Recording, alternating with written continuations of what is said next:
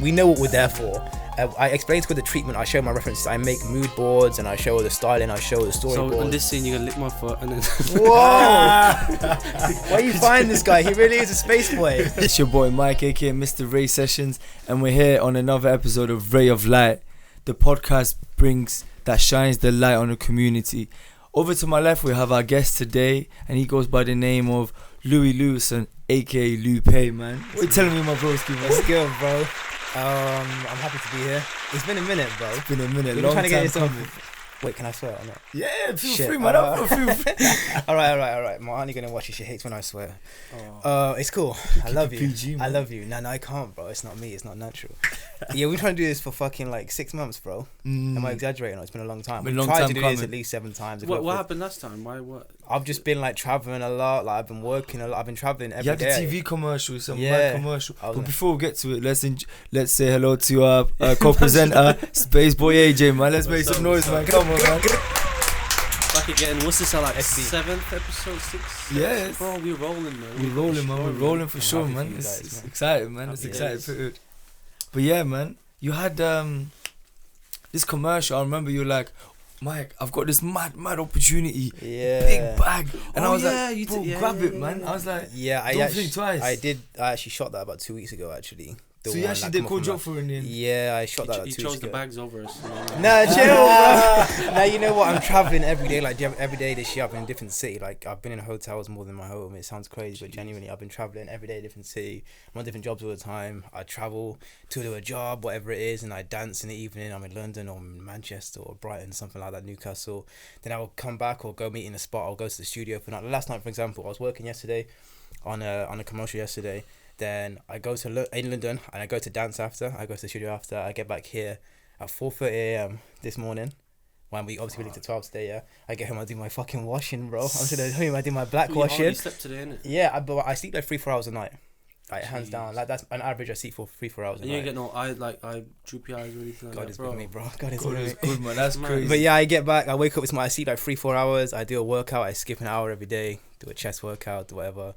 And then I pack my case. I have to I have to go to Birmingham, do a job there. I'm going to see a show tonight there. Then I'm going back to London. So it's like I'm on the road. So like on the road, it's crazy. Do you ever like burn out? Absolute pleasure to have you here. For those that don't know, Louis is a dancer, choreographer, a visual artist, model, musician, artist, and in general, a multifaceted creative. And a drip specialist. Do you not forget, man? I'm just Louis, bro. Fuck all of that. I'm just Louis, bro. Hey, sorry, AJ, go on. You were saying, bro. No, I was saying, you mentioned all that. We're gonna get into every like subject and stuff like that. So, well, I'm just saying, with doing everything, like, do you get stressed out, worn out, or doing all that stuff? I'd be lying to say that I don't get stressed because the intensity that I'm working at and like with the power that I'm moving with, like it's only right that I feel stressed, because if I didn't, it wouldn't be doing it properly. And that's me being very honest. I'd love to say everything. No, I don't get stressed because bro, it's intense. And at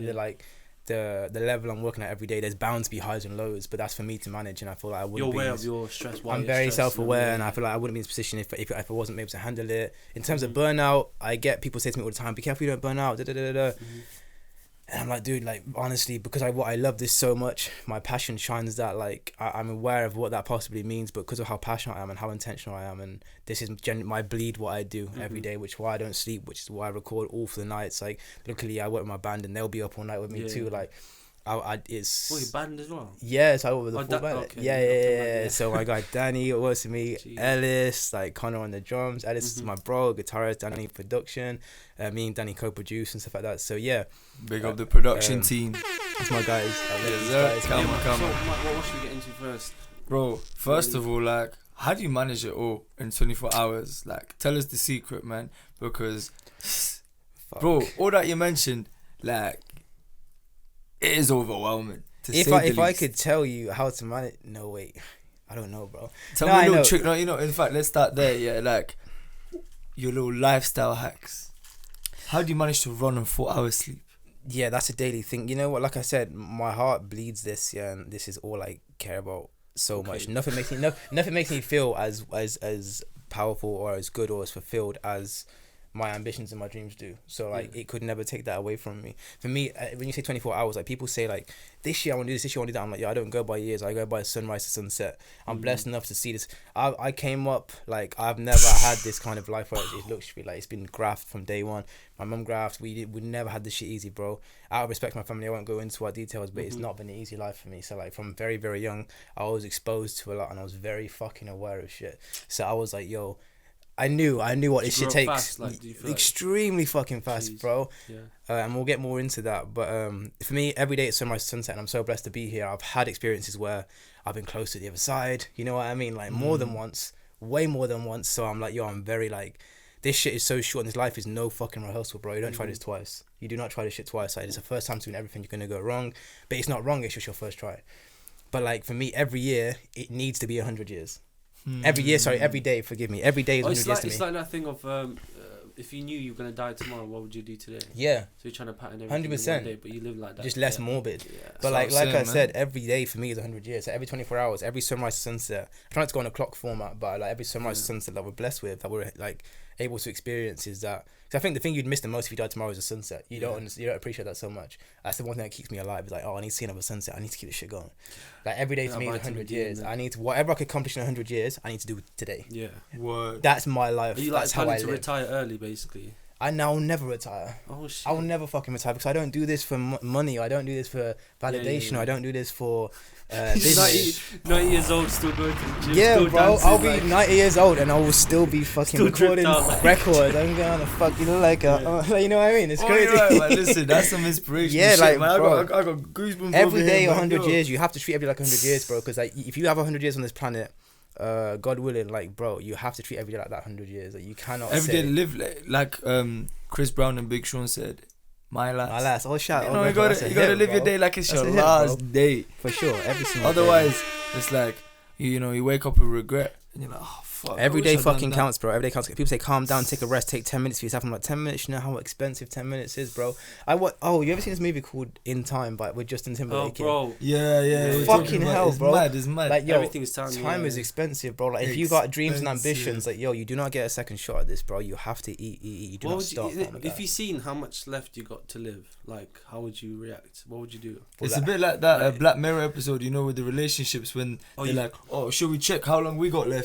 Yeah. And then you can check. And they're like, oh, no, but would you check months. if you had an opportunity to check? No, I wouldn't. Bro. What day you're gonna die? Would you check? Nah, not be curious.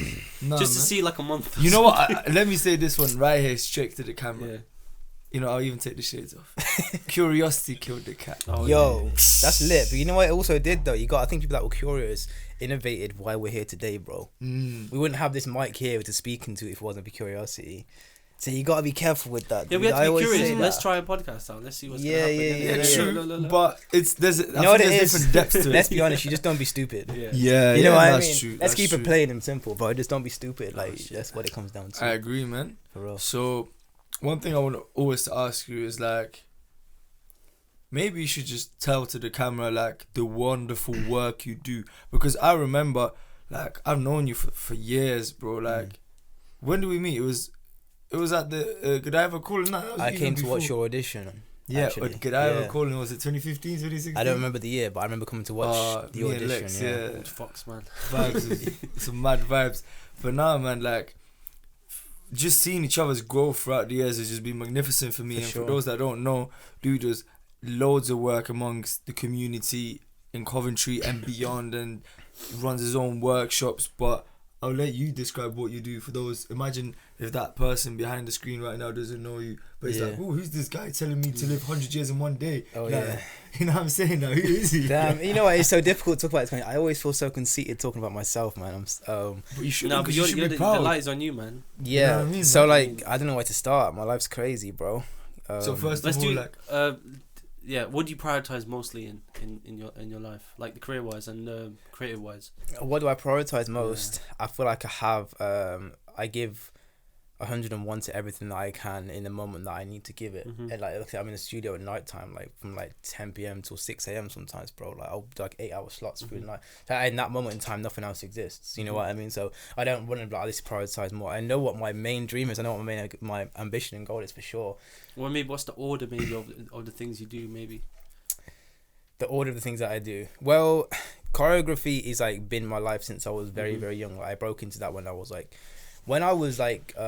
14. I started working doing that stuff, bro. 15, I was in America. 17, I went to China.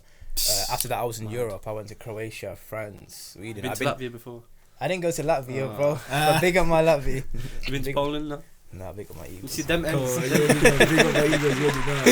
Nah, Poland. I fuck with Poland, man. But so from a young age, I was doing this stuff, bro. Like, so that's been my life since all I knew. Like for me, it was like school, day-to-day kind of relationships with people. Nothing fulfilled me as much as that did. And again, like I was exposed to a lot, and I always understood that. I remember this moment where I had this kind of epiphany, let's call it, and I was only 9 years old, but I remember there was a lot of chaos around me and what I was experiencing as a child.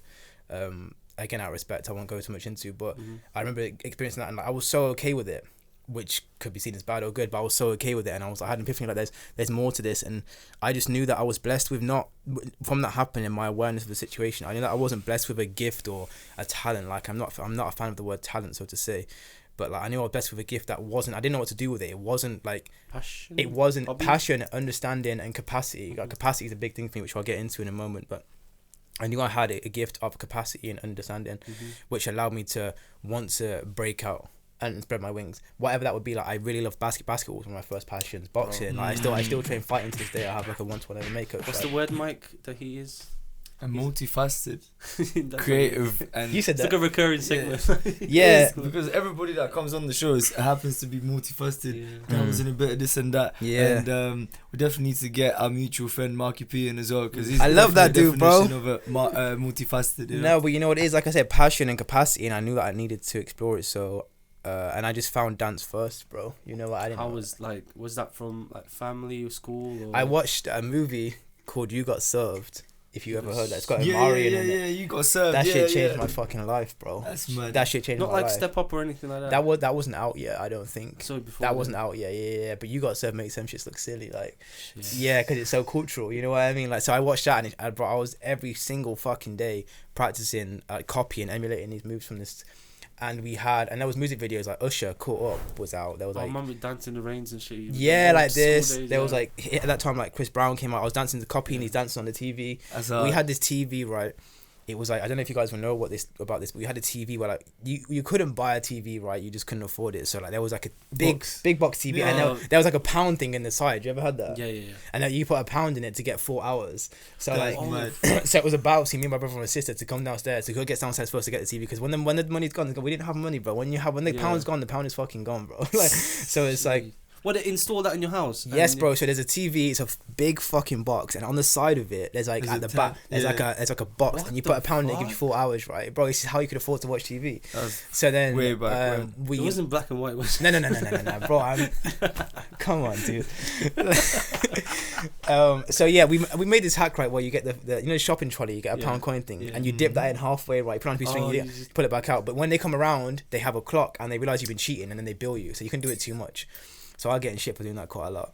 But yeah, I would run downstairs and I'd watch music videos, and I would just copy them, like, because I just found my love in that, and I would just copy them, and that's how I found my love for dance. So that I just emulate what I'd seen on the TV, around this, and I'd seen that Usher Court video, and like obviously I direct a lot of stuff for myself and other people, and like that's when I realized I wanted to be a director. I'd seen stuff like that, and I fell in love with film very, very early. And seeing how I can bring vision to life, and again it came down to capacity. Like I had a lot to give, and I wanted to give it, you know what I mean, understanding how much I can let out and receive equally. Do you feel like it's, like with these things that we jump to, like, okay, music, next thing, that, whatever, you discover these new things, do you think like ADHD, I've got some sort of ADHD in it. I'm always like, when I find something new that I like, I'm like, shit, I get 100% at it, and I'm just like, oh shit, okay, I've found something new, now I'm jumping onto that one, and then I realise I've got too much shit going on, because I'm just like, I love doing everything, but I don't have enough time myself, or like my mind processing power to do all that shit. Yeah, I understand what you're saying. I think that comes down to like, I think you can manage that by like some sort. I had a conversation with someone about this last week actually, about discipline and compartmentalization. Like being able to discipline these impulses and knowing how you can apply yourself. And when it becomes business, how like for me, since I've been working since I was 14, so a long time. That's crazy. So like from that age, I knew it was business to me instantly. I was in school and I was in business doing this. So when you learn how to compartmentalize and how to give and how much to give and when to give, and you almost create a capacity and a ceiling for certain things in a better light, so you know what to give when you're giving it to what you're giving it to. You know what I mean? But nothing that I do necessarily is new. So music was my first love. I'll get into it. I'll tell the truth. Music was my first love. From that time around 9 years old. I remember moving to this new house. Music. I always done music anyway. Like, I'd always ask for CDs and stuff. I got a funny story actually. So I'd ask for CDs. My mum used to run a club when I was a kid. So she'd go and she had a DJ. There was a DJ there, and he always used to give her like every Friday we have new songs come out. Every week there was a new album coming out. And she'd say like, Louis, what music do you want this week? Every time I'd say I want a new CD. Obviously they were like pirated CDs, right? I'd say I want this. Like there was like an army artist. I want Joe. I want Jamiroquai. I love that fucking guy. I wanted whatever was out like that I was really hot on. Jay Holiday. These guys. Marsha Ambrosius, female singer, amazing. And I said to her, like, I love like rock music, right? It's my favorite kind of music, or heavy music, because I love the intention, the power behind it. And I said to her, I want Marilyn Manson. And had a song come out called Tainted Love, right? And I said to her, Mum, I want that Marilyn Manson fucking lit song, bro. I said, Mum, I want the new Marilyn Manson tape. She was like, yeah, cool. No, she didn't have a clue what that shit was, bro. Yeah, no problem. I was like the week my mum would work like 90 hours plus a week, so I wouldn't see her much. Yeah, big up mum. Dad weren't around, so it was like we kind of did our own thing. That's why no one told me you can do this. No one told me you can't do this. So I just did what the fuck I wanted. Gratefully, I turned out good in doing that. You know what I mean? My sister was younger, so she was like babysat. My older brother was like a bit older, so he could do what he wanted to do. So it was just like shouldn't discipline you that much, or like just like. But my mum's lit, bro. Like my mum's been through it, and my mum's heard like in a good way. So like I know the shit. Like, I was exposed, and I was like I know what was lit. You know what I mean? So I could never get caught up because I know what's real. You know what I mean? She been through it, and she was always trying to work to make our life better. She exposed us to stuff that made us more aware and made us survive what we experienced. You know what I mean? Anyway, so I asked her for this CD, and it comes to a Sunday when I seen her, and I said, Mum, she gave me this part of the CD. I said, Mum, where's Marilyn Manson? And she goes, I can't even say this on camera, it's fucked up. She was like,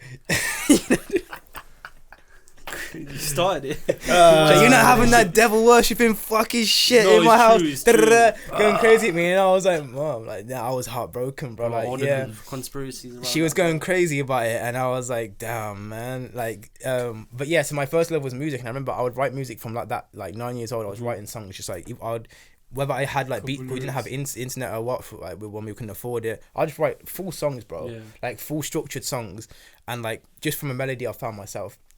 From like just a thought. I think I was a bit more advanced, and I was like talking about stuff that maybe I shouldn't be talking about. So what were you writing about at 9 years old, bro? Anyway, next, these sliders are pretty cool, man. Yeah, and I remember like I just had a pile of songs that I just written because I just loved music so much. And yeah, so I did that. And I remember one day they all found them, and I was like, shit. Oh, that's.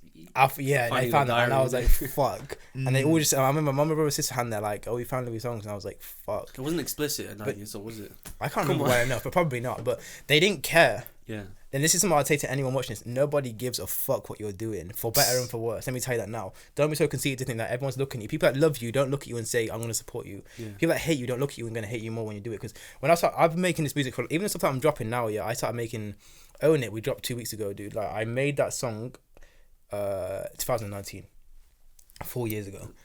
So like, and it's a vibe. This song is a vibe. I've seen the music video. Click the link below and then watch it. That new music video is like soft porn, man. Chill, bro. Legit. Motherfucker. Chill, bro. It's art. It's art. It's art. It's art. It's art. That's cool. But yeah, I made that time, and when I was making this music a long time ago, and I started dropping it, I think people are gonna react. People that love me are gonna be like, yeah, it's it. People that hate me are gonna be like, no, not that anyone hates me. I'm just saying like just the theoretically, people that might dislike me will be like, no, but no one did anything. People that love me didn't say a fucking word. People that hate me didn't say a thing. So like, do what you fucking want. And I learned that from that young age when like people realize what you're doing, that no one cares because everyone is sailing their own ship, bro. Like I'm teaching classes sometimes, and there's like tens and tens of people in there. I've taught classes of 250 people. I've taught classes of 20 people. I've taught private classes, and I'm like, bro, I put in their nerves. I'm like, yo, don't be nervous. I'm like, you come to this place to feel safe and free. Like when you're around me, it's a safe place, and you're at home, you're comfortable.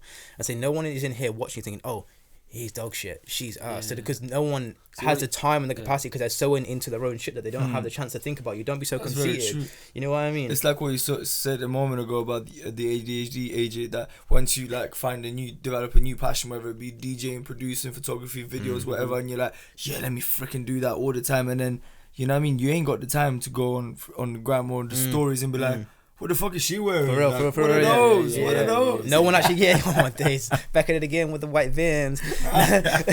No one actually gives a fuck, bro. Let me tell you the truth. And I remember learning that from that very young age when they found my songs. I was like, if they ever found this shit, I'd be so embarrassed. But they found it. No one give a shit, bro. No, that's mad. It's actually a cold world when you think about it, but you gotta fucking wear a hoodie. It's a cold dunya, man.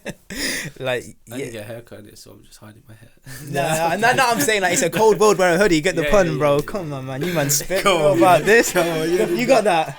Big up Bruno. Yeah, that was a good one, man. Sick. So yeah, that's mad. Bro. Nah, say no more, because I've got things to say, man. Like, I feel like someone should say that it's so hard to get all this shout. Like, I've been trying to do this for a long time. I want to talk. So like, okay, it went from watching music videos, then dancing, then from the same music videos you wanted to do music as well. No, but the music was before the dancing. So the music then there was the dancing. But then the dancing took off. The dancing took off because it was more accessible to me, and it was less exposed and it was less vulnerable. Have you ever, you know what? But less competition, would you say as well? No, I wouldn't say that, because competition doesn't exist to me, man. Everything's a competition, but I don't give a fuck, man. I'm just doing my shit, bro. Yo, you know what? The editor is gonna have so many bombs to drop. Oh, you be doing that? Perfect. Go. Yeah, you be doing that.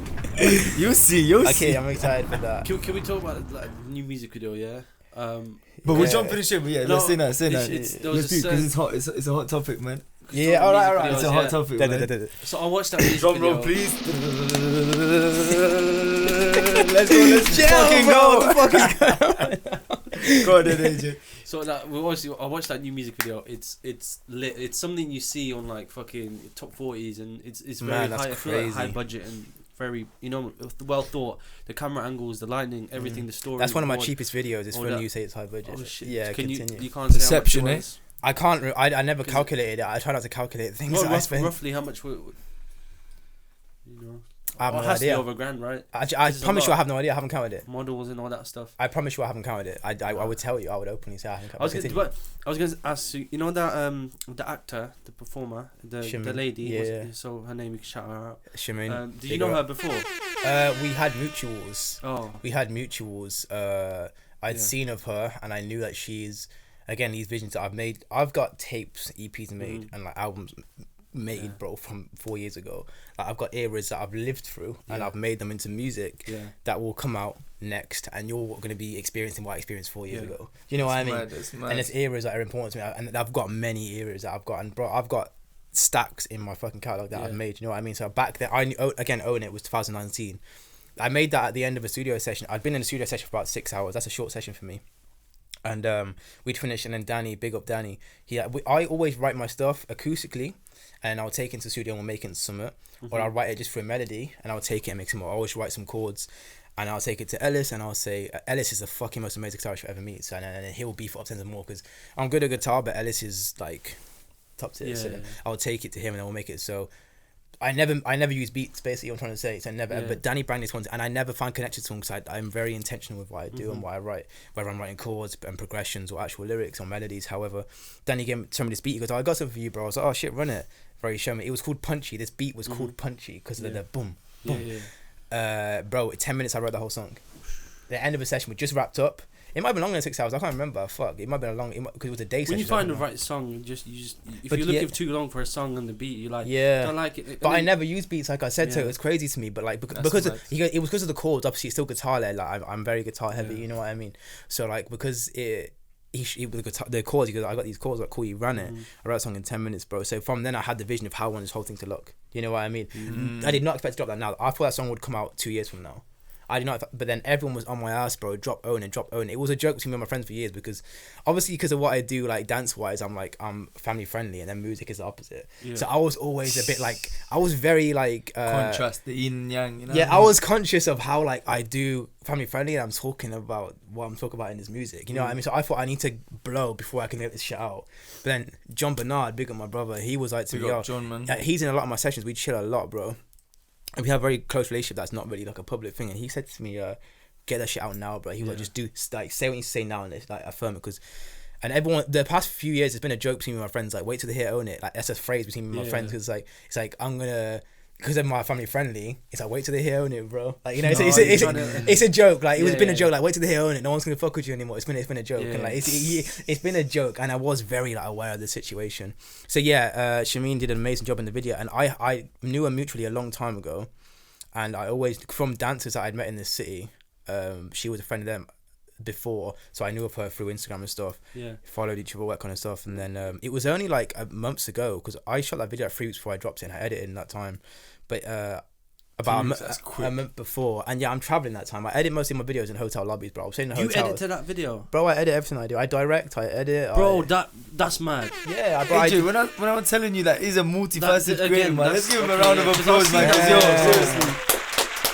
I was like, he must have a list of creditors and all this shit. And no, the credit is all Louis/Lupe. Why do you think I don't sleep, dude? Like, I be in hotels all the time, and I'll be in a lobby, and people looking at, why is fucking idiots in this lobby? Because if I go to my room, I'm gonna want to sleep. I will sit in a hotel lobby till 6 a.m, bro, editing, like, I'm traveling and that, like, constantly. So yeah, I edit, like, I direct my own video. I write the treatments for them. I conceptualize it. Everything that you see on the screen has been storyboarded before. So I wish I read my books, bro, but I have A3 notepads of just pages of, like, I've drew every single frame you see on that picture is intentional, and I've drew it out before we shot it. Like, everything, I know what I'm gonna do, and I conceptualize it, I style it, everything. I'll edit it from top to bottom. But that video, bro, that was. There was almost like 10 hours of footage of that video. We shot for 3 nights straight in London, and I didn't sleep for 3 nights straight, which is normal. I do like at least 2-3 nights a week. Bottom line, guaranteed every week I'll do at least two all-nighters, no doubt about it. And we did 3 all-nighters, Friday, Saturday, Sunday. Didn't sleep at all. And where was I going with that? Oh yeah, we shot at least 10 hours of footage, and I had to chop down 10 hours footage and make this best product into 2 minutes 53 seconds. That was fucking intense, bro. You know what I mean? I was gonna go into, like, follow up the question was, like, you know, so when you were choreographing with the girl, like, you know, the scenes and all. None of that was stuff. choreographed. None of it. So it's just all natural. Just just natural chemistry. So is there any, like, sort of put in a beaker? I'm saying the vibes was stirring in the pot. So were you, like, you're used to, like, so. Bro, sorry AJ. No, they can see it all on YouTube, man. I mean, yeah, they can, I guess. I was just saying, how do you approach that? Like, you know, like, starting to, like, isn't it awkward? Like, I mean, the nature of it. Yeah, the nature okay, of it. I Just so, be like, yo, because of the nature, bench, she's gonna be all this is the camera's rolling, and you got people, and it's just again, like, I will have, like, meetings with people before I do this shit. I'll have very intentional meetings, and I'll sit down, like, say with, like, Chris Fernandez is, like, my assistant with the stuff, and, like, he shoots for me, like, he's my DOP, and we'll discuss how we can get the best thing. We'll discuss what lens we use, like, anamorphic lenses in this video, so, like, that's like really big shit, you know what I mean? I feel like if that happened to me and I was in a music video and that happened to me, I had to, like, do that. I thought I'd fall in love. Like, because then next day you're gonna be like, yo, this is just acting, you know what I mean? You just bro. Have you seen the video? Have you seen the video? It's fucking crazy. Have you heard, like, what I'm talking about, dude? How do you not get a fucking hard on, yeah? Video, yeah? How are you sitting there in the thing? She's doing all that shit. You're like, bro, the camera shit. Like, yeah, self-control, that's what I'm saying. bro. So you got. I'm a mature man. I got self-control. I don't get excited like that. What's the conversation after or, like, before? Okay, so let me get back into what I was saying. You gotta have self-control. That was content, intense. Man. Good content, man. That was intense. Self-control. You probably just dropping a joke, innit? Just to release the tension. Just release the tension. But it's not even that. So let me get into it. Let me explain. Let me break it down. So yeah, like, so with Chris, I'll break it down. I'll tell him exactly what we want to do. We discuss the technology and how we can invest out this. We'll use anamorphic lenses. We're going to use this. We're going to shoot this way. Shot types. Was it Black Magic you used? No. No. Like normal camera. We used a A7 III, and then we used anamorphic lenses. We used a kit lens. We used a camcorder for some of it. Come on, man. We used a lot of technology, bro. It was a lot went into it. Like, our gimbal broke on the first day, I think, and we shot a lot of it handheld out of the car window, which was crazy, bro. And we're going, like, stupid mile an hour, bro. Yeah. And he's hanging out this fucking window with the gimbal, like, holding it out and shit. It's nuts. But then we shot everything in the bedroom handheld because I have an intention to make this shit chaotic. Like, the video is chaotic, so I want to make sure. Handheld is lit. I'll be honest. Handheld is everything. I'ma drop the bar straight here. Yeah. No gimbal, no problem. Oh, yeah, bro. No, I'm lying. When we shot my last video in Paris, we shot a video in Paris that I dropped earlier in January. The gimbal broke. Seen that one, AJ? We got to Paris, bro, and the gimbal fucking broke, and we took so much shit that we knew it was missed a flight. They held it back for us about 2 minutes because getting through baggage, they were like, what? We had like big batteries and shit to power. France is very strict. In that. No, it was Birmingham Airport, bro. Like, we were using like big like aperture lights, like crazy shit, like really big. And the battery cases you carry, they're like this big, bro. Yeah. And the batteries are this big. So like, I'm trying to get them to feel like, what you got this for? And my barber came. Like my little bro, he's a barber. He came, so he got his scissors and stuff. And like, what the fuck, you got scissors? It was tough. But yeah, we got to Paris and the gimbal broke. I said the wrong story. But yeah, anyway, so we were shooting lights of handheld intentionally because we wanted to capture chaos in this, because the song is very chaotic and it's chaotic. Yeah. Anyway, I'm going off topic. The question. So yeah, I meet Shameen. I'm in London. She lives in London. I say I'm going to be in London this day. Let's meet up and talk about it. So I already approached her. I asked her. I spoke to her friend who I know really well. And I said, hey, I need da. She goes, yeah, Shameen. I said, speak to her. She said instantly. So I pitched the treatment to her, and she put it back. I sent some references, and she said, yeah, straight away. Cool. I was like, amazing. Because you're thinking, you're asking people to do stuff, and it's like, what are they gonna say? And they're like, yeah. I'm like, oh shit, that's cool. Yeah. And then I meet her a week later in London. We sit in a cafe for like 3 hours. Just I'll break the ice. Yeah, no, but bro, this is what was crazy. She walks in and it's like, definitely break the ice first. Chill, bro.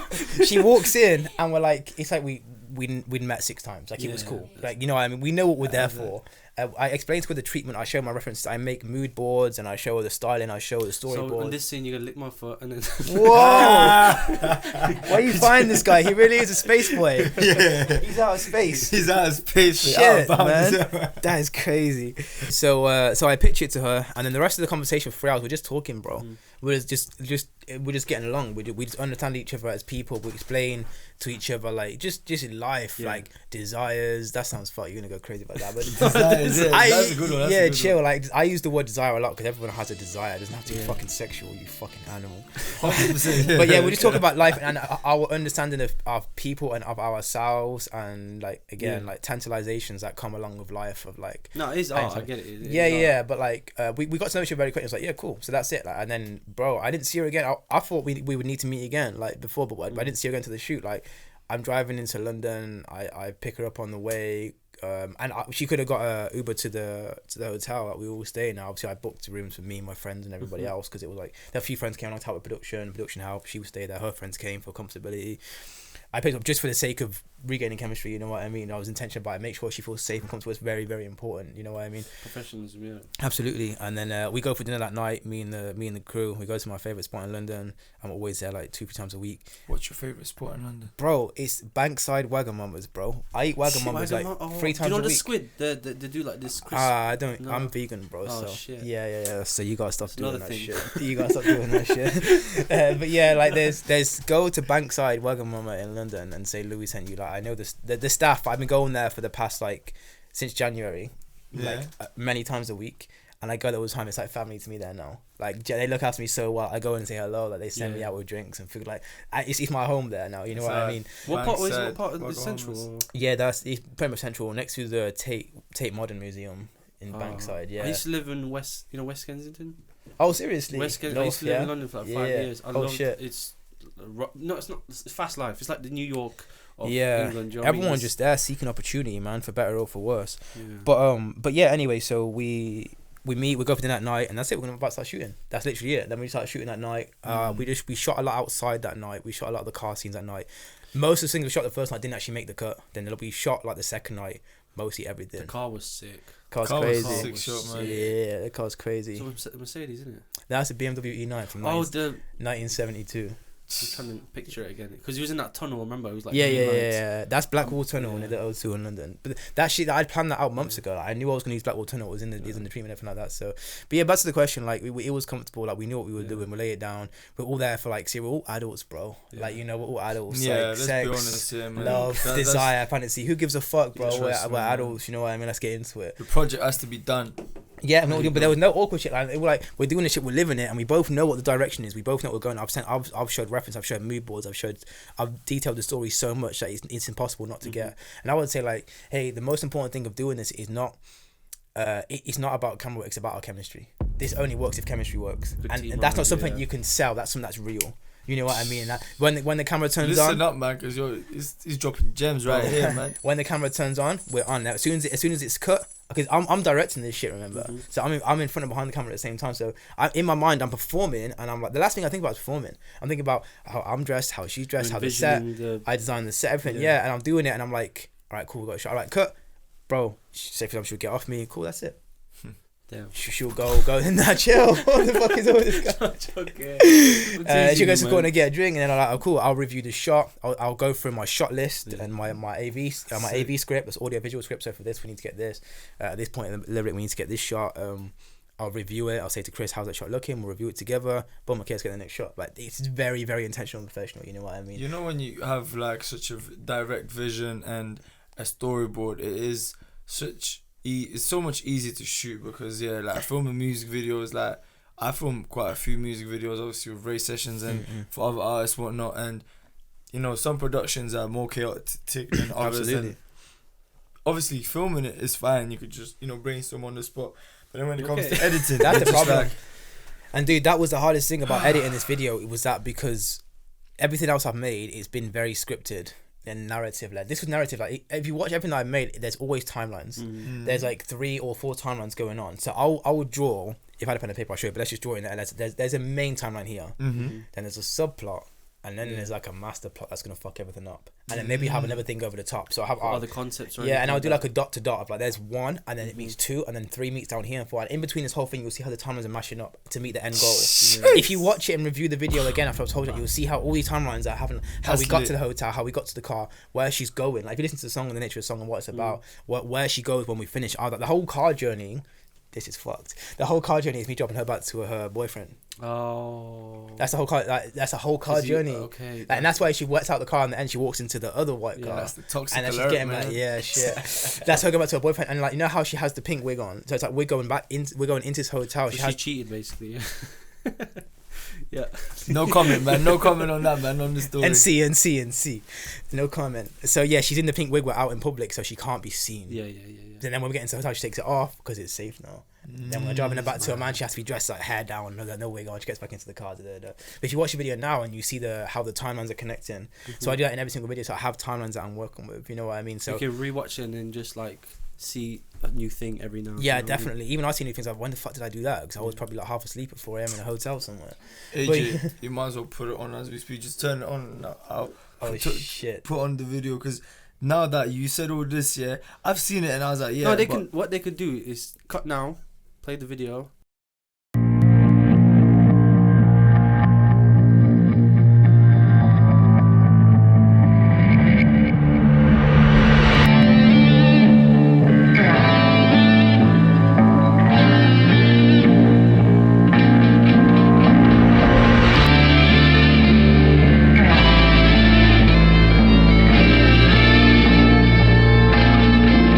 When I approach you, baby girl, don't you be shy.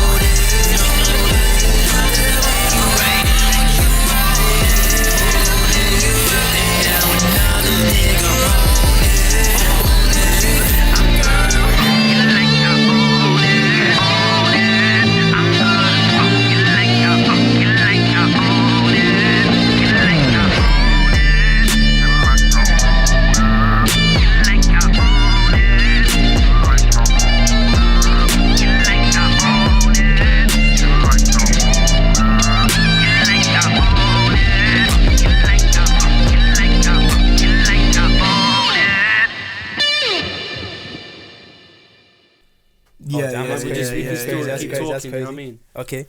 Bro, that's crazy. So yeah, that's the thing about editing. So everything else, I usually have like a straight narrative and I know the shot part, but this one was a bit more off the hip because I needed chaos. This song is chaos. The guitars, my vocals, my harmonies. It's a lot of chaos, and it's very intentional chaos. So I needed to create this world where it's like there's so much happening that you can't fathom it, but you know what's going on for the best of ways. So it excites you and it gives rewatch value. I'm very intentional, you know what I mean? Word. So editing this was difficult for that reason because like there was so many shots that I didn't intend to get that happened. Like I didn't say to her, sit on top of me at this point and do this. Bro, you can't plan that shit. The way that the way that I sped up at a certain point, we didn't plan to do that. You know what I'm saying? And then I'm speed ramping things, I'm changing things. So like it was hard to edit 10 hours of footage and get the best bro. It's choosing the shots as well. It's like, fuck, this shot looks sick. That's what I'm about to say. But then I'm just like, oh, but this shot is there so has to fucking be sick at as least well. 600 versions or millions of versions of this video because there's 10 hours of footage that you can make millions of versions of that video. You know what I mean? Like it's like Kanye with a stronger. How many? Bro, exactly. Bro, I had to go to Timberland just to change yeah, up the drums. I've Just seen to that. change up the kick, man. And Timberland heard it in a minute. Like he was like, I know what that is. You know what he heard? What's it? He was in that In Time movie. Justin Timberlake. Yeah. He heard his song in a club. Sexy Back. He said, "How the fuck are these drums banging so much?" Timberland made that, and he didn't want to work with Timberland because that was his competition. I heard that. And then he went to Timberland anyway, and, in a minute, make he knew the drums, problem. man. And then boom, he's the only one that could have There's done versions of everything. Like one of the songs that I released before, the one we made in Paris, I made a live version of it, like a live rendition. The Girl with the Bad Boots. Yeah, it was like a live version with my full band, and that's one of my favorite things I've released. I fucking love that with a passion. Like, and bro, there's like 12 versions of that because like, we're rehearsing this as a band. There's 12 different versions of that, and that's the one we end up going with. You know what I mean? So there's versions of everything, and people won't see the behind. You know what I mean? It's crazy, but the editing thing is nuts because genuinely there's so many versions of things, and like when you're shooting off the hip, like you said, it's hard to find. It kind of makes you like shit. What looks best? You know, that's why again, like having a narrative and having storyboards is great, but again, especially when it comes to editing, like editing notes, that's something that we'll start doing with my editors every time we film other projects. So when we just get a project that we like just to edit, then we're like, okay, cool, give me some editor notes. So a direction that you want to take the vision. Yeah. You know, I'll make the best from my side to, of course, you know, cross the T's and dot the I's. Yeah. It's good, like, because you edit it as well, so you have the vision. If you got like other people, they see other creators, there's like, no, I think this looks drop good a bomb or not. real quick. Drop a bomb real quick. I've had that working with other creatives. It's just like everyone has their own opinion, but you just remember this is my music video. I know what looks good. I know. Thank you so fucking much, bro. Because I say this every day to people. I'm like, people, why don't you get someone to edit and make your life easier? Because people know the amount of shit I experience day to day. Like, I don't sleep, bro. I travel. I do this. I don't miss a day. The gym. I dance. I fucking sing. I record. I shoot. Everything. Like, just let someone do it for you. I'm like, no, because you could get the best. You get the guy who edited fucking Tenet. Or like Oppenheimer, like these fucking groundbreaking movies, but then it's never gonna be what I want it to be. They could be the best editors in the world, get him in 3 months now, but he's never gonna make what I want to make. Why? Because he's not in my brain. I could give him all this credit. He can make something outstanding, but it's not what I want, and I'm true to myself. Like, I'm visionary. I'm true to myself. He can never make that. I would like, who was it? The first video I ever done. There was certain like eye movements that I made in the video. It's like the editor is not gonna see that shit, but it's just the way I looked away or something, or the little fucking hand movement or some shit like that. The tiniest things. Yeah, I know. I'm stopping now, but I'm saying like that. Those little things. Wow, I'm like, no, that's another. I told that last podcast. I'm done with like editing and shit. Like, I'm just tired. What you went through editing 10 hours of footage. What makes it run? Yeah. That stress. But I fucking love it, dude. Like I don't care. Like I love it. I don't care. For some people, I love. That's a dream to me. Come on, bro. Like. Fuck, like that's a problem. That's a problem too that you're experiencing. That's a fucking good problem, man. Like put your hands together, bro. Like I just want to film. I got like people. That's it. I get it. But like people I'm around, like, and the life that I come from, bro. I've seen real life fucking problems, bro. Yeah. Like a lot of bad shit, exposed to a lot of bad shit, and a lot of trauma and hardships. I'm like. That's a problem, dude. Like, so me having to sit and edit 10 hours of videos and do 3 hours a week to make what I want to do, bro. That's a great problem to have, man. The fuck is going on? Like, why are we that's a great problem. The fact that I'm struggling to edit a video, fucking thank you so much. Yeah. You know what I mean? That's an amazing thing to experience. Like, look at it that way as well. Because it is that way, 100%. You're working on yourself. Yeah, and you get any the work reward you after. do on yourself, even if it's free, it's priceless. Yeah, but I don't care about reward. Like I said, I just love this shit, bro. I bleed it. My heart bleeds for this shit. Nothing makes me feel. I'm such a calm and relaxed person because nothing makes me feel anything as much as my ambitions do. No fucking nothing in the world. I don't get angry. I don't get frustrated. I don't get pissed off because I'm like. no matter what the emotion is, nothing can make me feel this much of an emotion because of how ambitious and how passionate I am and what my goals are. Accepted, this is my life.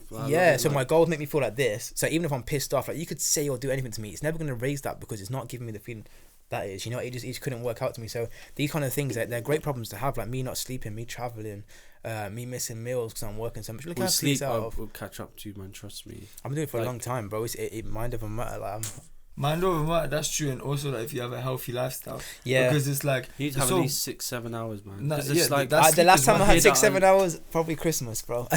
You know, that's probably not even true. But I live as well as I can. Like again, like I work out, like I skip an hour a day. I train. You got cold plunges. No, bro, fucking hell, bro. Look at me, I'm black, that's how people bro. wake up. From a warm climate. Now I'm trolling. Wait, where are you from? Sorry, I should do that. Where are you from? But half Jamaican, and then my family lineage is Spanish. So, but my mum's British. She'd possibly be. Love Alicante. Yeah. But anyway, so what was I saying? Like, yeah. So I live healthy, like, bro. I don't. I never tried coffee before, bro. I never tried coffee in my life. I didn't drink this since I was like. Is it like a conscious? I just never tried it. Bro, I'll tell you the crazy thing about my life. I never tried coffee in my life. I never tried alcohol in my life. I never tried a cigarette in my life. I never tried a drug in my life. I didn't eat. I've been vegan for maybe like almost 8 years. I didn't eat dairy for like 10 years. It's expensive though, isn't it? Beef? No, it's not. It's not. That's cap, bro. No. Like by the grain, like rice is like the cheapest food in the world, bro. So what you eat? It's cap. No, I'm just saying like that's a lie, bro. Yeah. Like I eat like whole foods, bro. I don't eat like meat replacements and stuff. Yeah. I just eat whole foods. Yeah. Like fresh grown. Like, fresh grown. A lot of vegetables, chickpeas, lentils, kidney beans, a whole lot of protein, that kind of shit. You know what I mean? I don't eat meal replacements. I don't do that shit, bro. Falafels. Falafels is chickpeas, that kind of stuff. Bro, there's potatoes as well. I forgot. Potatoes, bro. Everybody, I hate vegan food. Like most stuff you eat is vegan, dude. Like most of the stuff you eat, like because when you think of vegan, all you think is like some fucking. You know what I mean? No calorie, no nothing, like just a salad. That's what you think. But you realise there's so much shit, man. Nah, your mind is interesting, mate. Yeah, a little bit. So yeah, I live well, and I think that definitely helps. That explains how like I'm able to keep going. Yeah. Because, but I think it's beyond that too. I think that's just a heart thing. I can't lie. I think that's heart and mind. 100%. But you know all these things, they add up, bro. Yeah, because and let's not cap here. A lot of people probably won't know this, but you know, food is how they get us. They poison that shit, and that's why, like, you know, we're getting spots, whether we get this, whether we get that, you know, there's all these things that are added to the food, you know, genetically modified food, etc. Man. So you know, there's like microplastic in everything. Bro, you eat fish. Every fish. If you eat fish, like on a weekly basis, you're eating like. You're eating like a credit card. No, 2 credit cards a month. SIM card. It was a SIM card in your lifetime or some shit like that. Bro, it's more than that now. Like, the amount of plastic in the ocean is crazy, bro. Like, but that's that's political. Let's not gonna get into that. Yeah, we're not getting into that one there. But that's why I applaud how you so disciplined, you know, with the diet and stuff. Because that's for me is inspiring. Like me, I'll be honest, I love food. I love food, and I love fish, and then I love chicken, and I love beef as well. Close your ears, man. I also love Magnums, mate. Yeah. Oh, I fucking love it, mate. You know what? There's this thing. Yeah, this is like a gem in general, but like people say like there's this thing called fish love, right?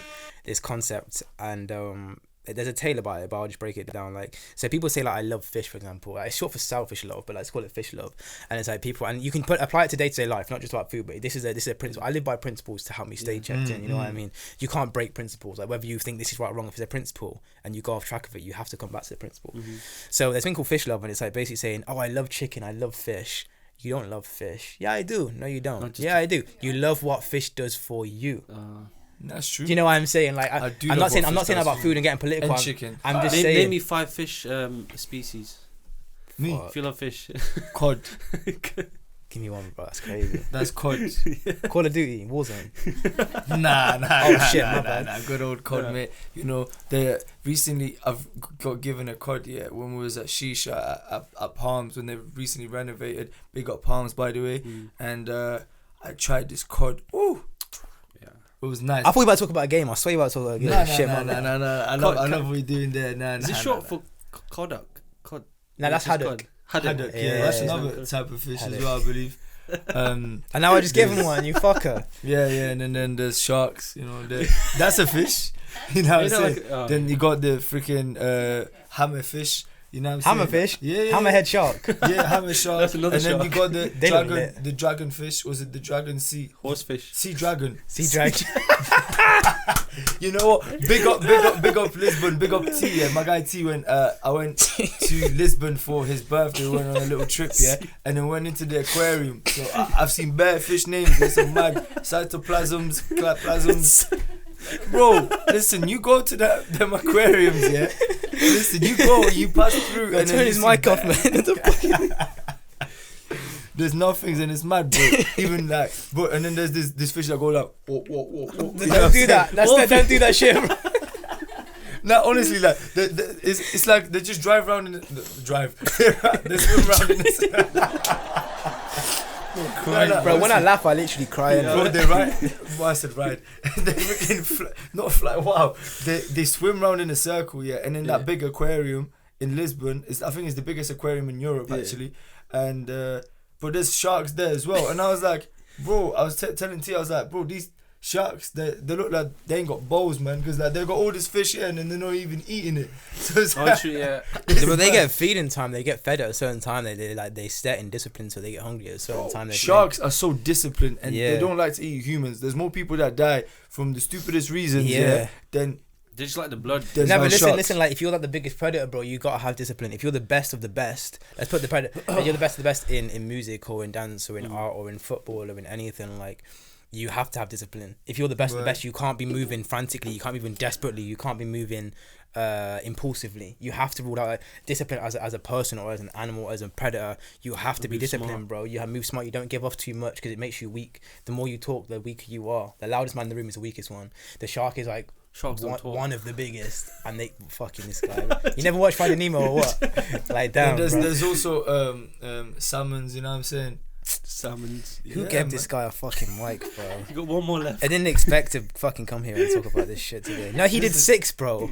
Yeah, I've done enough fish, man. And then I think because we're Eastern European, right? Yeah. And in Eastern Europe, we grew up just eating fish. And it's not like, only, but I think there's definitely like fish was in the diet. But there's for me, it's balanced diet. You know what I mean? It's not like over the top on one thing. That I appreciate all, but like you say, it's like I don't eat that stuff every day. And then there was a period I went vegetarian for like 2-3 months. That was during the lockdown 2020. And for me, especially coming from an Eastern European background, especially during Christmas, not to eat meat was mad. And I went vegetarian, in December until like February. So like, and then I gave in because of the wings. I missed the. I think like just to conclude that topic, I think there's just a lot of miseducation about food and about what food does for you and what it doesn't do for you. So just to conclude it, so there's no like, I believe this, I believe that, this is wrong, this guy's a fucking back job for being this.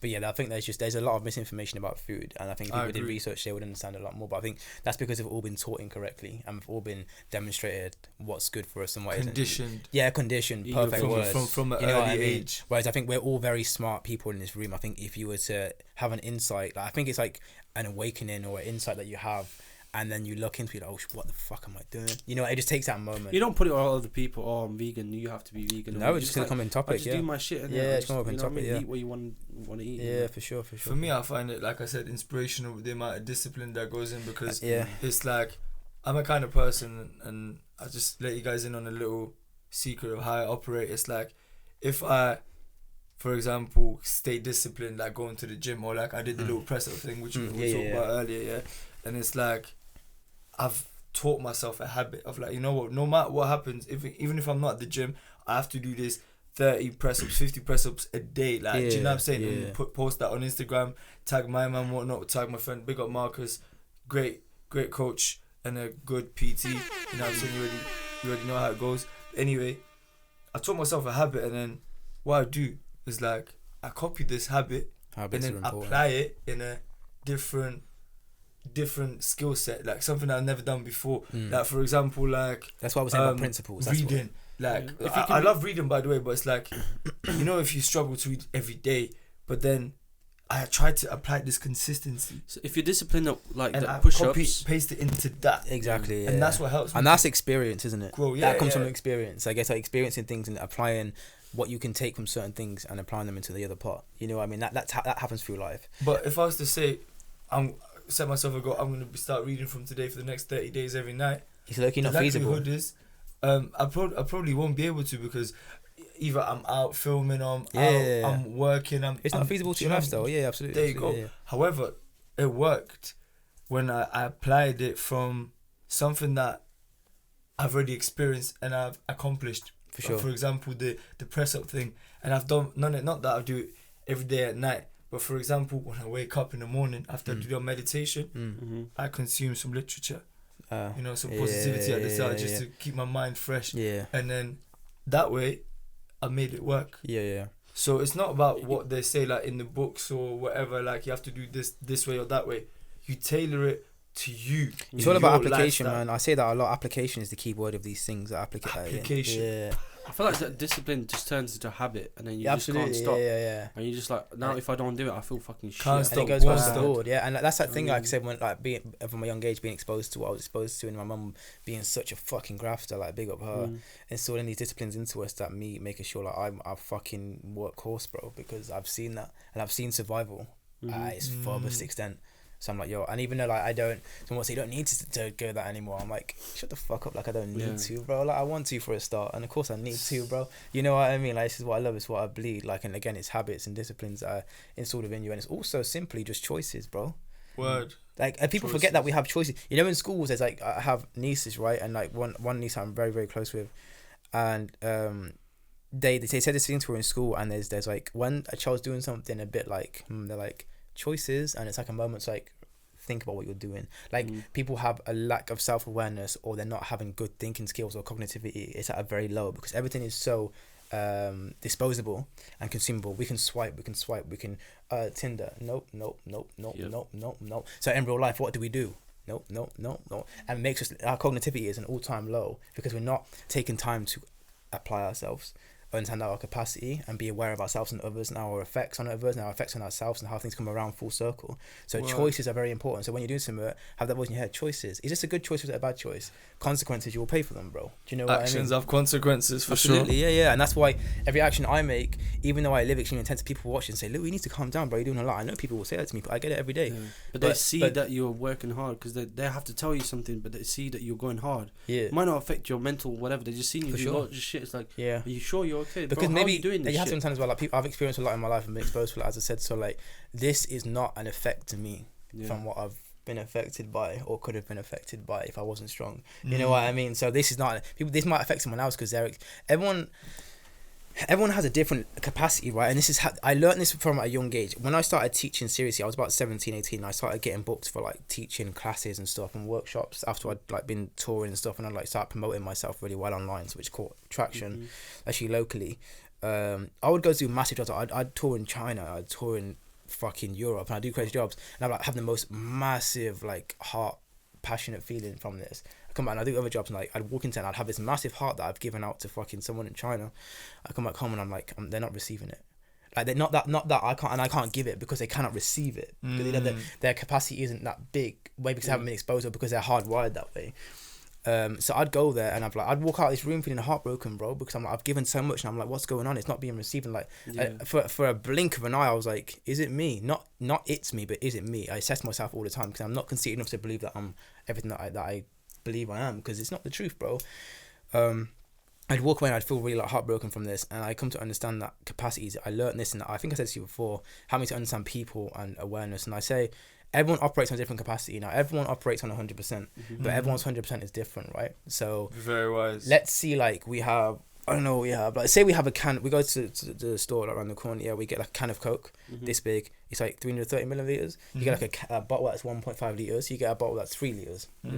Now they're all 100% full. They all what they say on the tin. On the tin it says 330 milliliters. They cannot lie because it's breaking the law. So it's 100% in that. There's also 100% of 1.5. There's also 100% of 3 liters. Yeah. Now every people you come into contact with, someone might be have a capacity, and this is not me disrespecting anybody. It's just my understanding of how to compartmentalize and operate, especially through work and how much to give and how much to receive.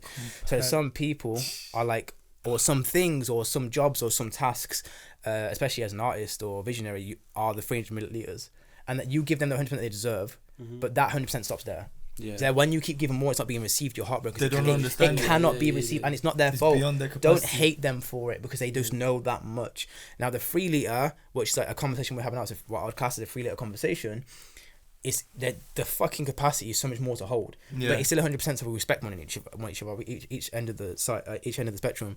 So now if you try to pour this 3 litre into this 300 milliliter can, what's going to happen? It's too much.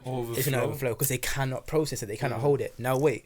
Now if you put the 300 milliliter into the 3 litre, what's going to happen? Like, and it's empty. It's not enough. So you're going to feel empty and unfulfilled. Oh shit! Yeah. You're going to feel unfulfilled. So if you're in friendships, relationships, or work, and you're not being fulfilled because this limit of capacity is not fulfilling your capacity. So I learned that through working in places where it wasn't giving me enough. Like, I'm so fucking passionate. It's like bodybuild. The way they eat bodybuilders, they need 100% of like 7,000 calories. Thank you, exactly. But we need like 2,000. But that's my 100%. If you try to feed me too much, I'm like, bro, I can't. This is my point. Whatever. If I give you my meal prep, whatever, you're like, that's not enough. I need more, man. And that links to what you said earlier about me being like, how do I can't remember the question exactly, but it was something about how do I like compartmentalize everything and do everything that I'm doing.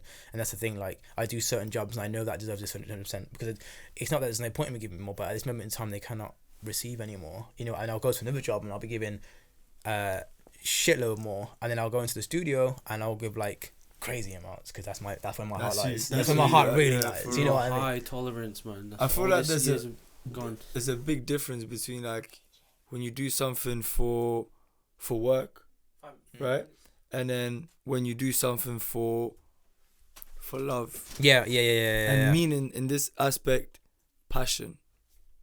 And that's so the for thing. Example, you know, you mentioned when you go studio, you give crazy amounts and you don't think about it twice. Absolutely. That's you. It's like me with race sessions. I don't even think about it because it's like that's what I love. Like I've developed the passion for it. And however, when I go to work, like there's a set task, beginning and finish, then I'm like I give him 100%. But what it deserves and what it needs, absolutely, bro.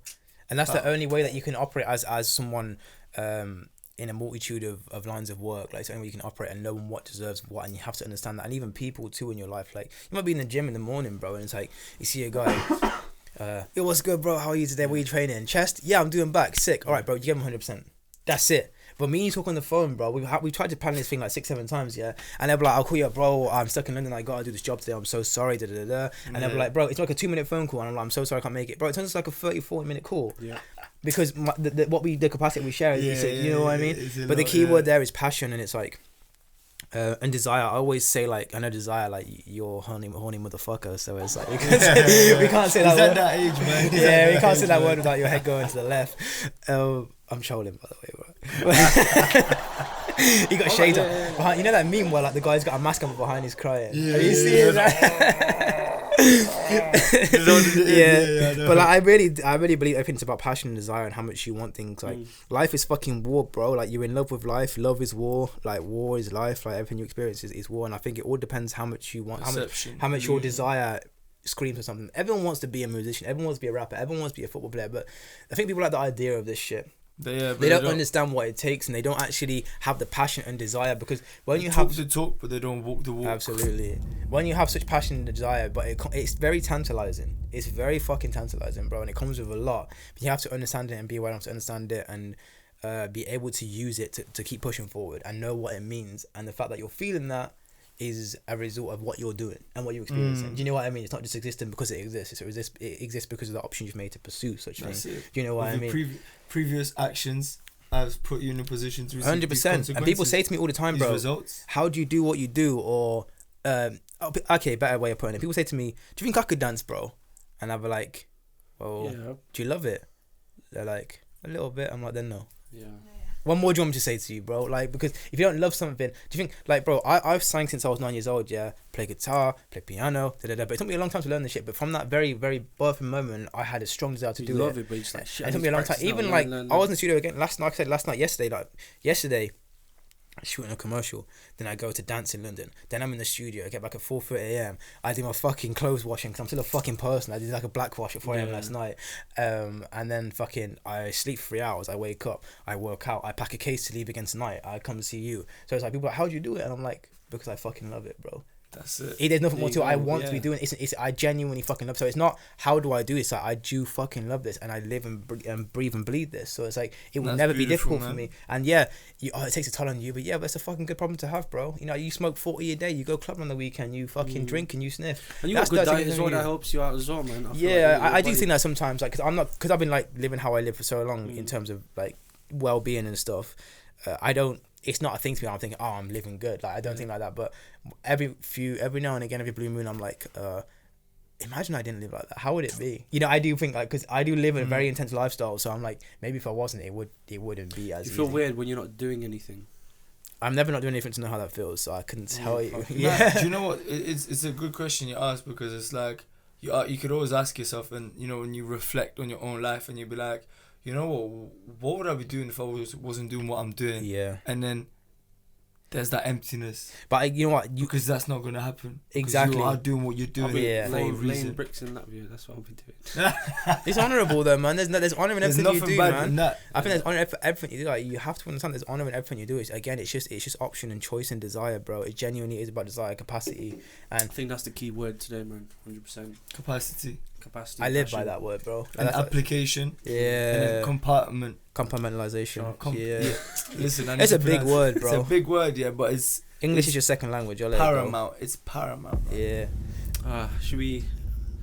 I want to get into dancing as well. Like, You can get Yeah, into that. I do. But I think what I wanted to say is like, because obviously we are in Coventry, you know, city of culture. That's my home. Really Yo, I nice. fucking love this place, bro. See, I've been to the around the world world. and There's back. nothing as good as this place, bro. You know what it is funny about this place? It's actually, Are you born? Were you born? I was born in this bitch, bro. in Coventry. Nice. This is my home. Like, This is everyone my- says bad about this place. I'm like, shut the fuck up, man.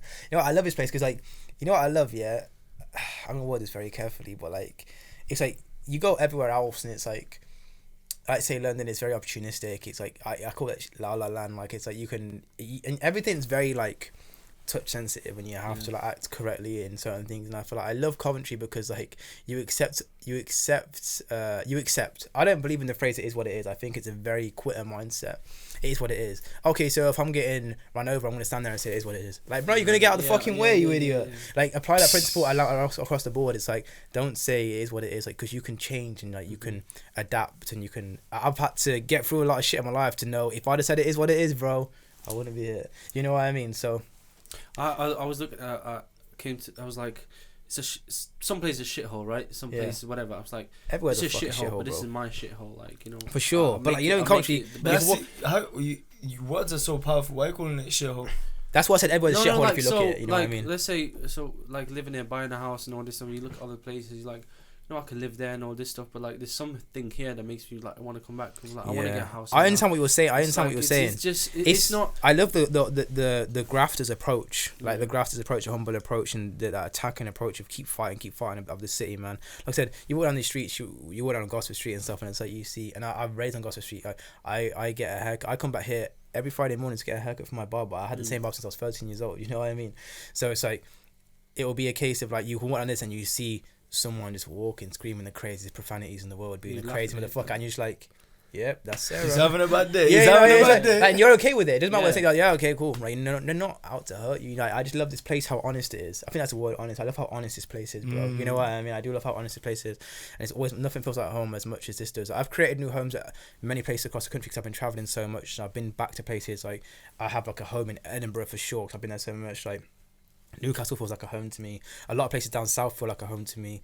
And like, I built a home in London and everything. But I'm like, yo, there's this. Obviously, it's because I'm from here, but I don't want to subject it to that because I'm quite a Renaissance person. I'm constantly reinventing. I'm constantly changing. So it's not because it's where I'm from. I just love the honesty. I'm very honest. It's home. It feels Yeah, but it's not that. People gonna say, of course he says that because it's where he's born, but it's not that because. But since I was how young, I've told you how long I've been traveling.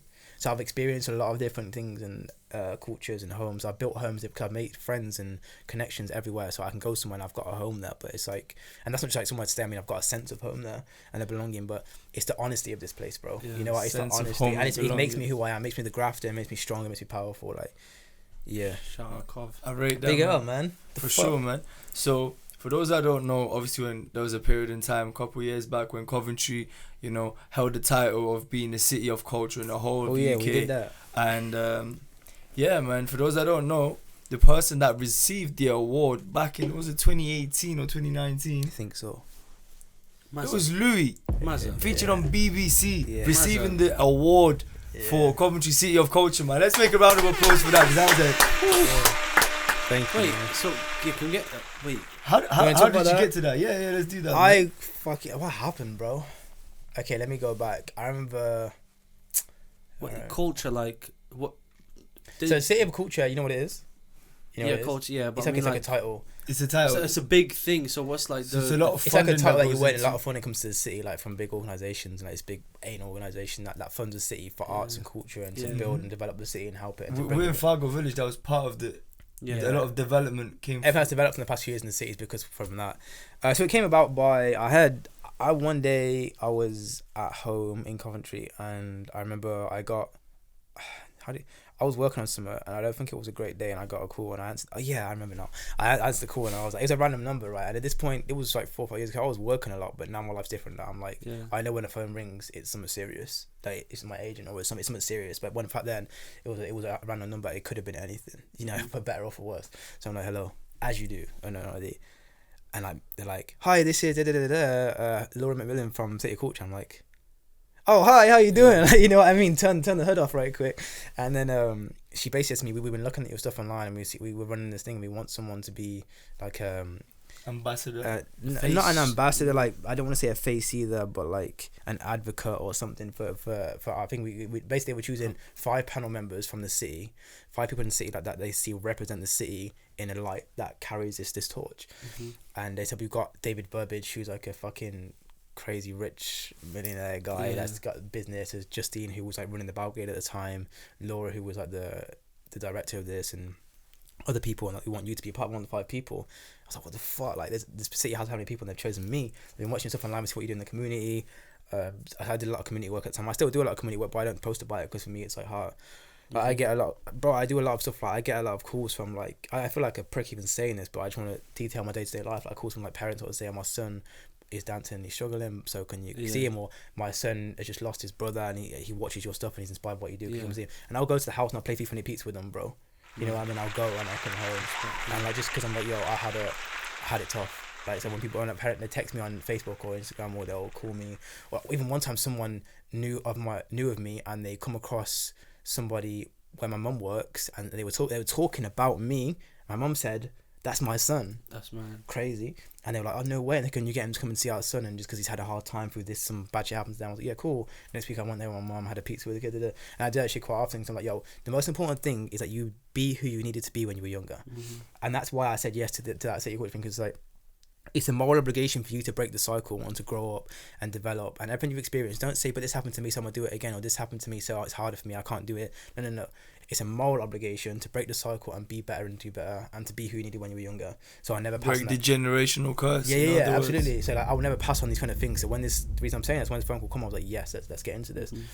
I met her. She asked me about I told my story. This lady started crying. Obviously, I told her a lot more than we're gonna speak on record now. She was crying, bro. And obviously, it shows that the different kind of lives we've come from, kind of thing. Because to her, that's like, what the fuck is going on? I think, as she said, at first, wanted me to be like at a level that was like level. Say there was like 10 levels, for example. I was at like the 3rd level from the top, but that she wanted me to be. And then when I told her my story and told her like how I want to be, she was like, "Well, we're putting you to this." And it was like, so I was like an executive board member or some crazy shit like that. I don't know if that was a term, but it was something crazy like that. Anyways, this was on for 2 years. This was a 2-year thing, like a campaign where we had to meet this group and we had to develop this whole pitch that we were going to pitch these people to say why Coventry deserves it, what we have. And I was kind of like because I was young and I was an artist, and I was like kind of the heart that would say like why we deserve it, what I've experienced, how we can help, how I could feed it back into the community, and we built this really heartfelt pitch, this really honest pitch. I think everyone else was like, they're putting like factual, and obviously a lot of it was political, obviously. Factual and things. It gets techie, and I learned a lot about that kind of shit in that. But we had rehearsals for whole days where we have like elocution people come and teach how to speak properly and how to pronounce what words to use. It was you better pronounce correctly, otherwise people will not censorship. It was depth, but the woman who taught that, she would bigger up. Her name was Anna. She worked at the Royal Shakespeare. Like she was like hot. She was like doing stuff in New York for like musicals. I had a good bond with her, and she was like the most down to earth, real. Like she was not like that. Like she was the most honest person. That she understood how manipulation. You know what I mean? Just became too formal. Yeah, she understood the art of war when it comes to manipulation, how to put yourself across. Well, and that's me being very honest. Sun Tzu, was it Sun Tzu? Sun Tzu, yeah, I read that. Yeah. Big up the author, man. There's such thing as positive manipulation in life, where it's like you're not manipulating people maliciously, but you're doing it in order to get your best way across. So we will learn a lot about that. Basically, that sounds really fucked up, but I don't mean a lot of that. So yeah, then we were having rehearsals and stuff to build this really big pitch. Then we had stage where we'd go and meet the judges and we'd pitch, and you'd get through to the next round, people get knocked out. And then I did a lot of interviews with the BBC. Like I was on the radio like a few times a week. I did like TV spots and stuff like this, which I gained great relationships from, especially with music. Now, like getting on the radio, it's like I just speak to people I know. It's pretty cool. Like carrying that kind of shit through. It shows how everything affects you in the future. Building connections. Like everything that you do then affects how you are. And then we won the competition. I guess in some capacity it changed the city, and I got like a lot of recognition from that. I got a lot of work from that. I remember I actually toured a dance thing in France from that job, from doing that thing. Like the most random thing. I got for your CV, isn't it? Like, crazy, man. But it's crazy because like I can't put that on my dance CV and seem like anything, but it made me have connections where you would never think you would have connections. Like if there's something I want to do in the city now, that I want to use a place to film somewhere, I want to just go somewhere. Like there's people I can call now. Network. I can call people now, and I can be like, hey, like the CEO of the council, I can call him and be like, I need this, and he's like, yeah, Louis will sort that, and I'm like, what? I'm like a kid from Radford, bro. Like, How has that like the sort of after the award and stuff sort of that spiraled to other things and stuff like that? What do you think that's so? What year was it that we got it? What year was that, dude? Like 2018. 2018. No, because Coventry so what happened? 2021. It was because it was like a couple of years before. The year that the celebration happened was 21, but you win it like a couple of years before. 2018. I think it was 2018. Do you know what? Because I remember I was in uni writing my dissertation, and I remember because obviously I did media and communications, but my dissertation piece was mentioned something about Coventry and the music scene there, whatnot, and I mentioned how impactful from a social economical perspective is for Coventry to win. Have you seen that Jaden? I'm so sorry, that Jaden Smith clip where I remember that. He's in the interview and he's like, "This is." I just want to hang out with the people. Yeah, he's like, I don't like hanging out with people my age, man. He's like, and Big Boy's like, "Why, Jaden?" And he's like, "Man, they just want to talk about bullshit. Like, can we not talk about the social and economical state of the world?" That's you right now, bro. That's you right now. Social economical, yeah, man. So I mentioned that, and I was like, at that time I was predicting that it's gonna have a huge impact and so many opportunities for creatives in Coventry. And bear in mind, I studied in Birmingham, so I was like on the outside looking in. Absolutely, but I was still coming back. You're still home, It's still home. I was like, yeah, man. So it was a huge thing, man. Yeah. It was 2019 time. Do you feel like it died out? Like, we got that peak, and then since then it's like, what have we changed? What have we done? I feel like it did what it was supposed to do at the time. It gets political when you actually it is all political, to be honest. Like, it's a political when you talk thing. about the impact of the whole I'll be honest, I did everything that I could do positively for my community and what I intended to do from the very beginning, and that never changed. Word. And I did what I could do, and I did what I believed I set out 100%. To do, and then everything else that, like, who got it? I played my role and then some, because I did more than what I was supposed to do in the first place. And I did everything that I said I would do, and to myself, not to anybody, because I'm a kid. Like, what can I promise to people? But like, I did what I intentionally went in to do for the people that I've been around and the things I've experienced, and changed a lot of things. But from there, what more can be done? But I love this city. Who got it next? The year after? Is it Hull? No, Hull had it the year before us. But we had to go to Hull a couple of times to see how they were operating. I don't remember who got it next. I feel like they just give it to every city, just like in the order. Was it Swansea? Oh, Coventry hasn't had one. Here's one, and the next one. Nah, it's much harder than that, dude. Like, it's Is there like a city that keeps winning it? No, it can't be again. Like, it's very intense. It's not a simple thing. It's a massive climate changing thing. Like, it's not huge, man, because it literally tackles the infrastructure of the city. Absolutely, and like we mentioned before, the socio-economical perspectives, and I'm just an icon living. Yeah, man, you already know how it goes, man. And then in order to do that, the applications are probably like this thick. Do you know what I'm saying? Bare pages, AJ. More than that, bro. It's like I said, I came in 2 years before, but that shit was running for years before me. So just preparing the bid, just to prepare the bid, mate. Yeah. And then imagine you get there and they say, "Sorry, mate, next city won it." Yeah. Fuck. Yeah, it's crazy. All that effort. But yeah, that happened too. So that was a crazy kind That's of beautiful, man. Yeah. How's touring been like? This year, touring's been nuts for me, bro. Because I genuinely been. Last year was nuts too, but I think I remember like even. We got like a tour bus and everything. Or was it more? No, like bro. No, I had to buy a bigger car recently because it was getting a bit crazy. But like, it's not nothing like that at all. Like, I'm still on the ground. I'm still very, very, very on the ground. There's nothing crazy yet. But like, every day I'm traveling. I'm in a different city all the time, working on different jobs and different things. So I'm constantly changing my character to apply to a different job and staying in different hotels. This year's been mad because I'll bounce from one hotel to another. And the one thing that's developed this year for me with touring is like, for the first time in my life, I've developed like friends, which sounds kind of crazy, but living the kind of way I have, like so nomad and everywhere, like I never really had friends. I've got people that are close. Tour friends or more like actual like friends. Yeah, I have people that became my family members, but whatever. through friendship, through the ends and stuff. But like, you know, actual friends that understand me for who I am and who I truly am, and the connection that we build and stuff. Like the first time this year, I came through music or whatever. Like I became friends. So like, it's cool when I'm traveling a lot and we go to places and I'm there for like a couple of days, and I say my friends can come along because we're there anyway. So I just hop in and it's covered, whatever, you know what I mean? So we go and have an amazing time, and I get to experience something in a better light. I get to share what I do, you know what I mean? What do you do for fun apart from all that creative shit? This is fun, man. What the fuck? No. This is fun, bro. So obviously everyone does something. I understand what you're saying, like, yeah. I this life is a blessing, bro. Like it's like I go for dinner all the time, but I have to go for dinner because I'm traveling all the time. Yeah. You know what I mean? So I do, but like I don't care about anything but what I do, bro. I love what I do so much. I one thing I do, I go to watch movies on my own all the time. That's the thing that I do. I go to cinema like on my own. I try to do that once a week, but it's not. It doesn't happen all the time. But I try to, because it's very much, again, as I'm trying to be a really good director. So I go to a movie, right? But I haven't watched trailers for years. I never watch a trailer. I go into a movie. I don't watch a trailer. I don't know the start. I see the artwork. I'm like, okay, I booked that movie. I walk into it. I don't know what it is. I went to one once and it was like it was in Norwegian with subtitles. And one of the best ones I've seen in my life. Like, bro, I go into movies all the time not knowing what they're about or what the length. I just go into it and watch it. I just block out like if I can do the cinematography and all that. Because like, you know, I really want to develop myself as a director and gain knowledge. And also it's peace, because I have to submit, bro. I have to sit in a dark room for 2.5 hours not do anything, and I want to be fucking doing something crazy. So that helps. I go to concerts all the time, as much as I can. I'm going to one tonight before I go back. I went to one last Friday. I do that shit on my own too, so I guess it's fun. But I do a lot of shit on my own. I've been doing shit on my own since I was a kid, bro. So I'm just like, I went to a concert last Friday on my own. I'm going to one today on my own. So concerts and movies, but like, bro, that's it. Like I train MMA. I got a trainer, so that's fitness still. I've seen a new UFC lineup.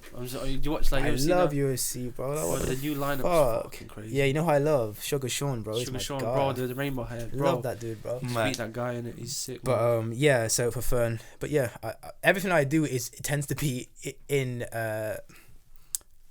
progression towards me getting better. Like I love to run too. Like I said, I skip an hour a day, but my aim is to do like a 4-minute mile. Like last year I was training it, and I did like a lot of training, and I ran, my record that I've got is 4 minutes and 42 seconds running 1 mile, which doesn't sound like a lot, but I'm telling you, that's fucking crazy. Like the world record is like 3:33. Running, it's just sprinting from me for like to their back. I love to run. It's a mind thing. I guess it reflects who I am and how intense. I'm very intense. You know what I mean? I've got to the point in my life where I'm very intense. I understand that when I'm around me or people around me, it's a very honest space. So I'm very intense. So everything I do is very about driving forward. So that's the goal. So I'm training to do stuff like that. My time now is 4:42. I got a long way to go. But fun. I love what I do, bro. I'm in a good position to be doing this. I'm building. Like, bro, I stay up through the night and make music. Like, do you do it full time? Like, it's your. This is my life. Yeah. So you get paid for it and stuff. Yeah. So yeah. This is my life, bro. Since I was a kid, this has been my life. But all I can say is those destined to run kind of just sit around and sit. Yeah. That's it's a big fact, man. Yeah. You know, which leads me to the next question. What I always wanted to ask you.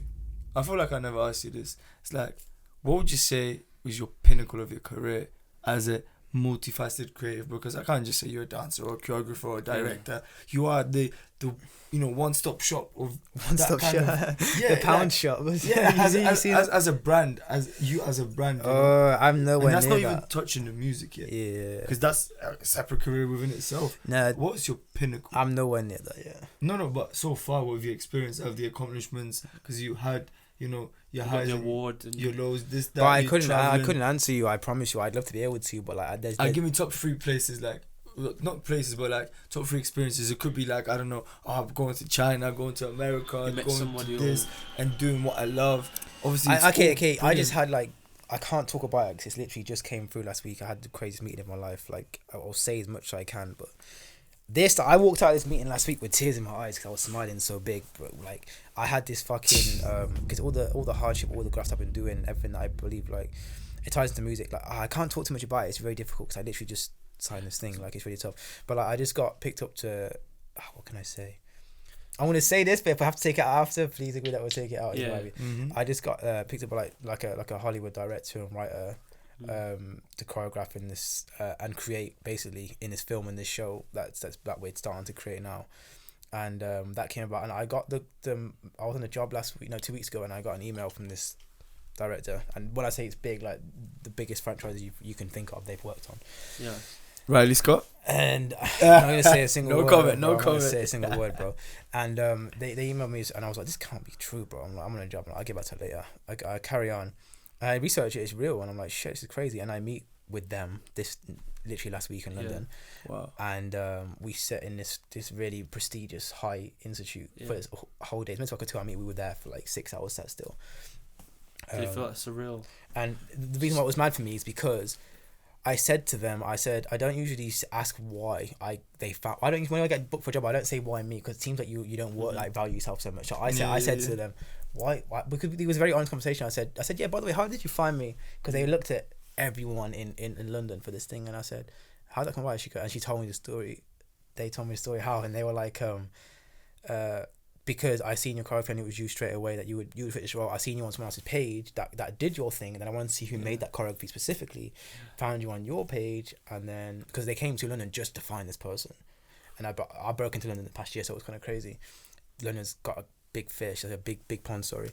And they said to me, I seen your choreography, I knew it was you, and then I seen your other work. I knew what they meant because they kept talking to me about my music all the time, and this leads to another thing I want to say actually.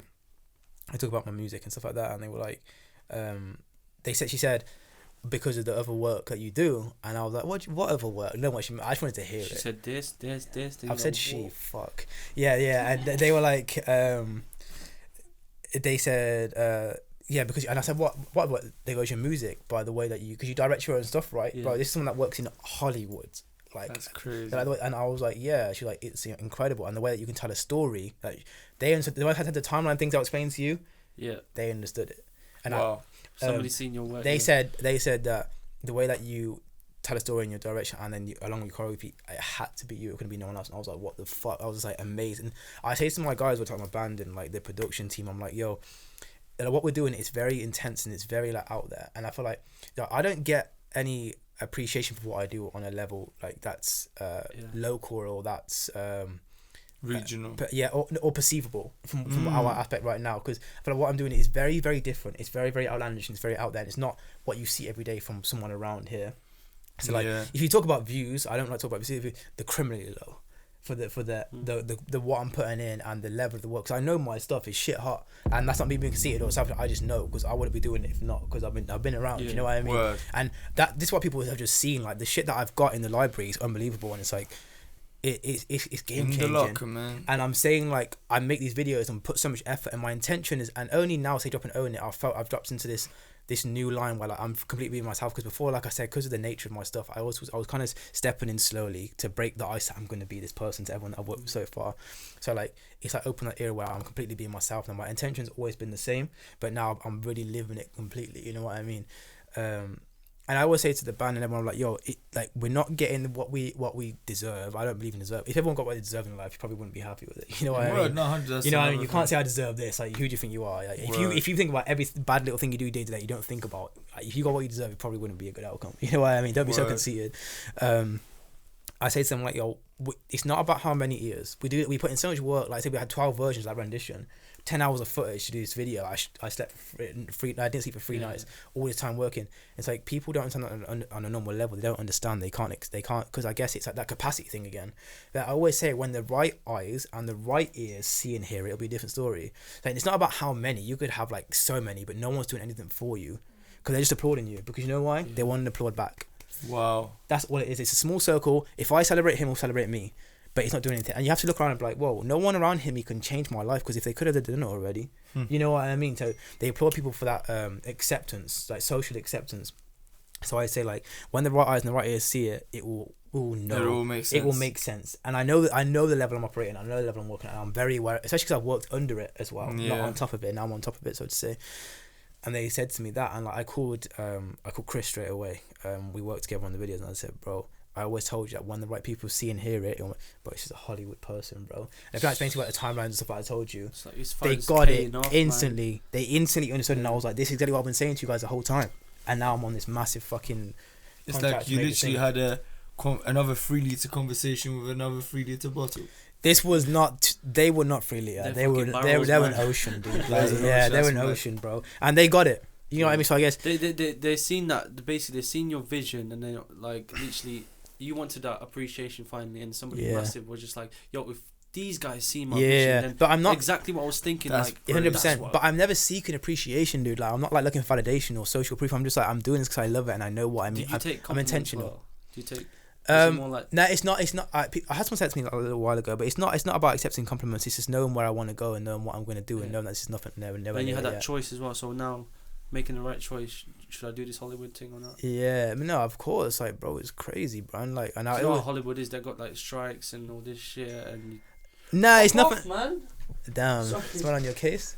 Yeah, man, you should take the ringer off me. That's not very professional, is it, AJ? That's your baby mama's calling, bro. And it, Bruno. No baby mamas, bro. No baby mamas. But listen, Louis, man, that's crazy what you're saying here, bro. That's beautiful to hear from, from my perspective, for someone that's known you for quite a while now. Yeah. To hear that you're getting in places that you're slowly receiving the appreciation that you deserve for all the work that you've been putting in, which is beautiful and for any creative to experience that. But cool, that aside, let's talk about Lupe. Who's Lupe? Damn, that's a question, isn't it?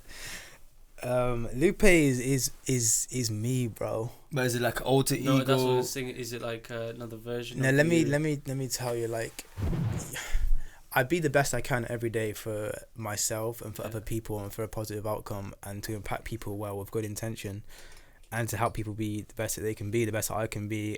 But like, everyone has a truth. You know what I mean? There's two sides to the story. For me, there's 3 sides. There's one side to the story, there's the other side, and then there's the truth. You know what I'm saying? Which so like I guess it's me and like the. Is it like a French thing? You know that show Loop? Oh, that's Lupin. That's different. Oh, that's it's no, that's a Spanish abbreviation. Name. That's a Spanish name. But it's I guess it's just the real me, like from a young kid, like the desires and me becoming who I really want to be and acting. Not impulsively, but controlled and like true to myself and like really embracing who I am, my desires, my experiences in like through desire, through love, through war, through life, through everything, and again all the tantalizations that come with all this stuff and like how far the rabbit hole goes when you actually explore a person truly, not what we show when we just show ourselves. Like a statement. Yeah, it's just me, bro. It's truly me. It's my heart. Like if I take my heart on my chest and I put it in my hand, that's Lupe, bro. Everything I feel, everything that I burn for, everything that I yearn for, and everything that like I truly wish for, and everything that I stand for, and the truth of me. That like my heart and my hand right now, that's Lupe. You know what I mean? Do you have like so your music? You got a fan base of music, right? Yeah. Then you got a fan base of like the dancing. Yeah. And stuff. Does it ever like clash where just like it's interesting? People discover you as Lupe, and then they're like, oh, this guy. Oh, I shit. always think about that, bro. I always think, how do people perceive me? How are they gonna be like? Well, I've yet to figure that out. I've yet to figure that out, bro. Like, because you told me about the dancing stuff. I knew it's a dancer. Yeah. And then I seen on your thing as a music. I'm like, oh shit. I feel like you have different type of comments on each one. Yeah, it's weird. I feel like some people meet me as a musician, some people meet me as a dancer or a choreographer. Like it's different. People meet me at a different point, and maybe they cross over, maybe they don't. Yeah. There's people that have been there from like the jump, so it's like they see everything, see the evolution. So it's cool. But I guess I'm happy to be received as either because it's a statement of who I am. Like I've built both of them. You know what I mean? However you see me is great. You know what I mean? Like, so I built both of them, so I have to be proud of however I'm received, obviously. For sure. So what about your name? Like, why Lupe? That's really funny. Like, I was in a rehearsal one time, right? Years ago. Like, literally, probably about 5 years ago. No more than that, actually. And I had this friend called Neha. He's actually also a friend. This was this is a full circle moment. He was friends with Shemaine, who was in the Own It video. And they were friends, but I didn't know Shemaine at that point. Yeah.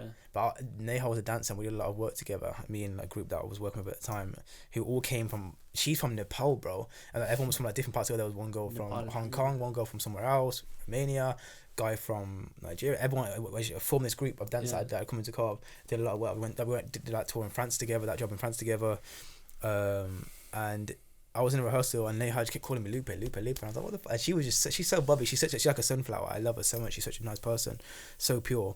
And she said to me, she kept calling me Lupe. Like, what are you calling me? I don't know. It's just it. And it just stopped from that day. Okay. And from that day, all my friends called it me. It was just that. Such a sick artist. It's crazy. And it's, like I said, I only realized like a week or two ago that she was friends with Shemaine the whole time. Yeah.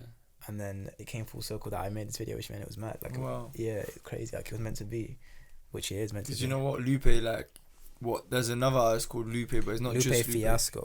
Big up Lupe Fiasco, yeah, man. The show must go on. Yeah, he's a goat. We kick, push, and coast. Yeah, he's a goat. Yeah, man. It always inspired me. That's but we're very different. Secondary school times, man. Very different music, but extremely, man. Yeah. The name has always been cold, man. But bro, like, you see, with all this that you do, and this is what you live, this is what you breathe, what your heart desires, what your heart yearns and burns, and yes, absolutely, you got that 6 foot energy, that 6 foot energy. What's this toxic masculinity going on? No, not at all. I'm trolling, my bro. I'm trolling, my bro. I'm not 6 foot, dude. What do you want in this life, man? What do I want? Fucking hell, that's a mad question, bro. What do you want? Come on. He's got everything. No, that's what I'm saying. Everything. I don't have anything, bro. I don't have anything yet. I don't have anything right now. You know what you have? You have art of communication. And do you know how I know that? Bro, lately I started discovering that more. When I studied at uni, I studied media and communications. And I was just like, I'm just here for the media, for the music, But then now I understand the value of communication. For sure. Able to I think that's a matter of me. With different people, like you said, on different variations and on different compartments and the depths. I think having that is a matter of me just being empathetic and a very large amount of empathy, whether that's through experience of life or just me being considerate. I think consideration, bro, that's my answer. All I want in life is consideration.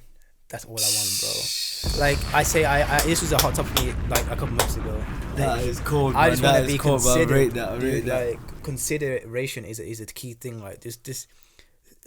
Is it in the lines of you don't want to be left out, or do you want to be included? No, fuck in that. Like I've always been on my own, like, bro. It's not that. Consideration is like just for the audience. Okay, let's say like me and you become really good. I met you today, and I think you're really cool. I really like you, man. And I feel like, say we became really good friends today, and it was like a friendship that we made. It was a life bond, and I give you something, like I give you one of my rings, for example, or not in the way. Just say, "Oh, can you hold on to that for me, bro? Because I'm about to spar, so I can't have my ring off." For example, give you a ring, and then like I forget, and then 3 years later, this is a very silly principle, but I hope it translates. And 3 years later, I say, "I've forgotten I gave that ring. That ring means something to me. Someone gave it to me." 3 years later, I'm like, "Dude, you still got that ring that I gave to you?" Like, nah, I threw it away.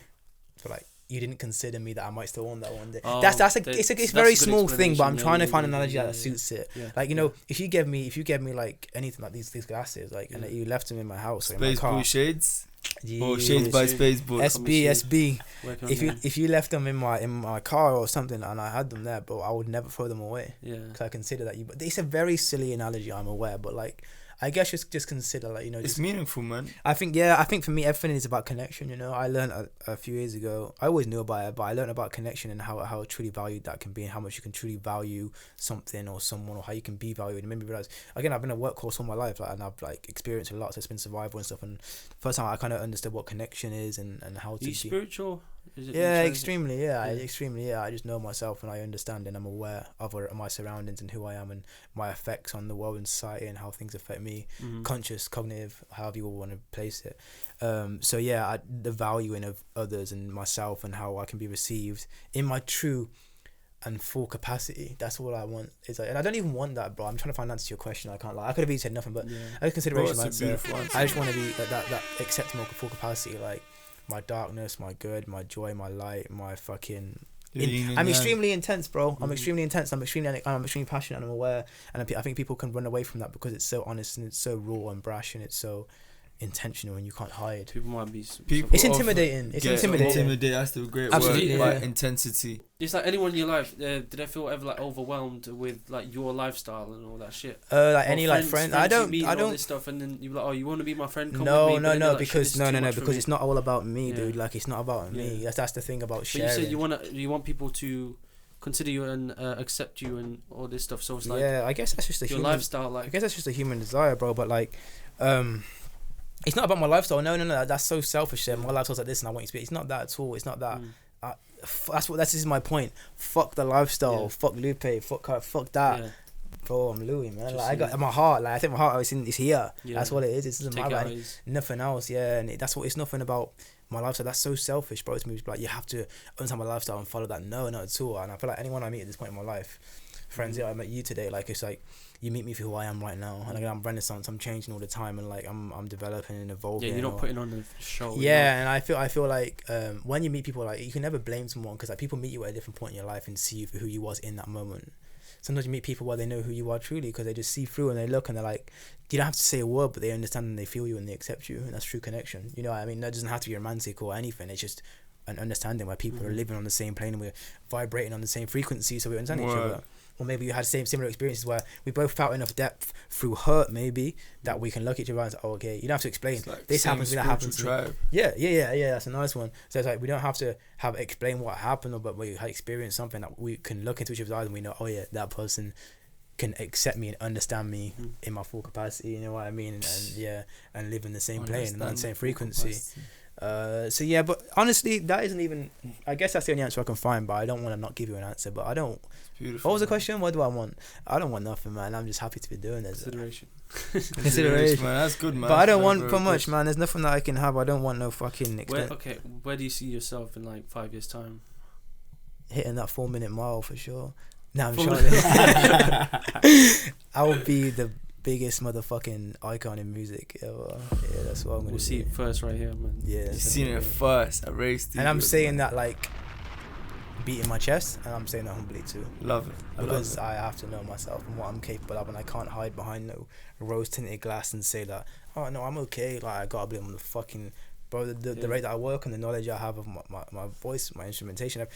I've got to get there, bro. I've got to be that, and I will fucking be that. And there's I've sacrificed so much in my life, and I will sacrifice anything to be who I truly.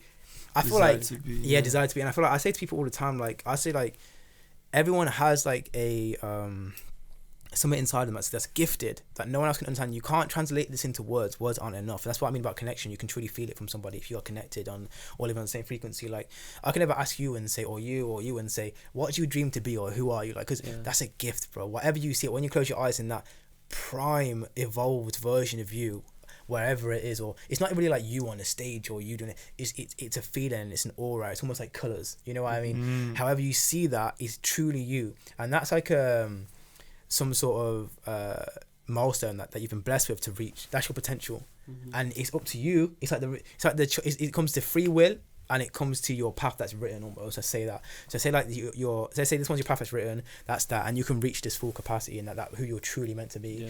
Well, and whether what you're truly meant to be is translated through making music, it doesn't mean that you're meant to be this amazing musician. It's like you're becoming your true self by expressing yourself as a musician, or you're getting to a height where you can be that way. It's not about, oh, I'm a famous rapper, so it makes me who I am. Nah, bro. Who the fuck do you think you are? You're still a human, bro. Your heart will stop at any point. You know what I mean? Or you have the free will where you can see that, but you choose to make other choices instead. Do you know what I mean? What's your like dream artist to work with? Oh, okay. Dream artist to work with. Probably Lenny Kravitz, and I like FK Twigs. I would like to work with her too. Oh, I fell in love with her. Yeah. Wow. This guy is so horny, bro. No, like I'm trying. Mad story how I came across her. And you know the song with Future she has. There's a song with Future she has. Your baby mama's going crazy. He's a popular guy, man. Spaceboy Agent. Everybody getting at him for everybody knows that a Spaceboy album is coming soon because he's dropping an album. Yo, Boogie hit though. Yo, who engineered that song? So I mix and then Nathan, you know Nathan from the studio, he works here. Yeah. I didn't meet him before. But I record everything. I do everything. You engineered it, and then so I recorded myself and everything. But then he will do the final touches. The mixing, yeah, that's a very good mix on that, bro. Thank you, bro. And so FK Twigs, because I love her artistic style, her creativity, her fucking vibe. Lenny Kravitz for sure. I don't know if you know who he is. Very famous rock musician. Him. FK Twigs. That's like, I don't dream of doing collaborations though, but like, I'm trying to answer both. Like Lenny Kravitz, I'd love to work with him on a production level and the creation of a birth of a record. But like FK Twigs, if I was to collab with somebody, I'd like to collab with her. That's all I can answer because I know my direction and I know I feel like a lot of my songs that I've been making like recently, like I spit on it too, so I know I can rap too. So I don't want to. if I'm gonna do it, I'll do it myself. You know what I mean? I don't mean that in a fucking a way that's how I'm everything, but I know I can do it. So I know I can deliver what I want to deliver and match my vibe. You know what I mean? Self-confidence at its finest. Yeah, I don't think it's self-confidence. I believe it. I got a heartbeat. You got a heartbeat. You got 2 legs. I got 2 legs. 100%. But that's beautiful. I'm just saying that as from a perspective of like, you know what? So many people doubt themselves, and it's just life's too short for that shit. Bro. Life's too short, man, and it's horrible to see, especially like when it's your close ones, man. Like that shit breaks my heart. Like, you know, when I'm talking to people and they're like, oh, I don't know, you know, like if I could, maybe I should, maybe I shouldn't, maybe I would, but maybe I can't because I won't, and all this and all that. But that's the thing, bro. You have to be fearless. Like I think the one thing that you know what it is. Fearless, man. That's exactly. I thought you were about to give me an album. That was awkward as shit, my bad.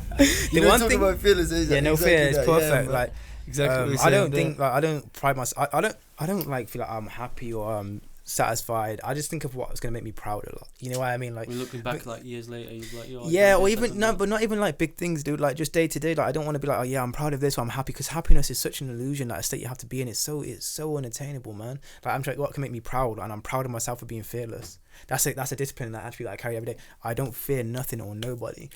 Beautiful. Life is so short. Why do I fear it, bro? Like I have 2 legs. Thank you so much. 2 arms. Thank you. I have eyes. My heart is beating, bro. So do you. There's nothing I can do. I can't do that he can do, or he can't do that I can do. Can you move the computer? I just told the fucking guy, so listen, stop fucking texting me, man. It's madness. No, It's mute my phone and then. It's the Apple notifications. That's crazy, man. You know, AJ's popularity is booming right now. You know, people are knocking on the studio doors out here. You know what I'm saying? He got girls.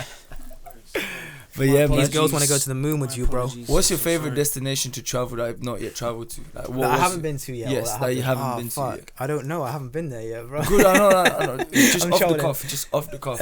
Where do I want to go that I haven't been to yet? I've traveled so much. Where do I really want to go? You should go to Madagascar. Boom! I want to see Alex the Lion, bro. That's where you're from. Yo, big it up. No way.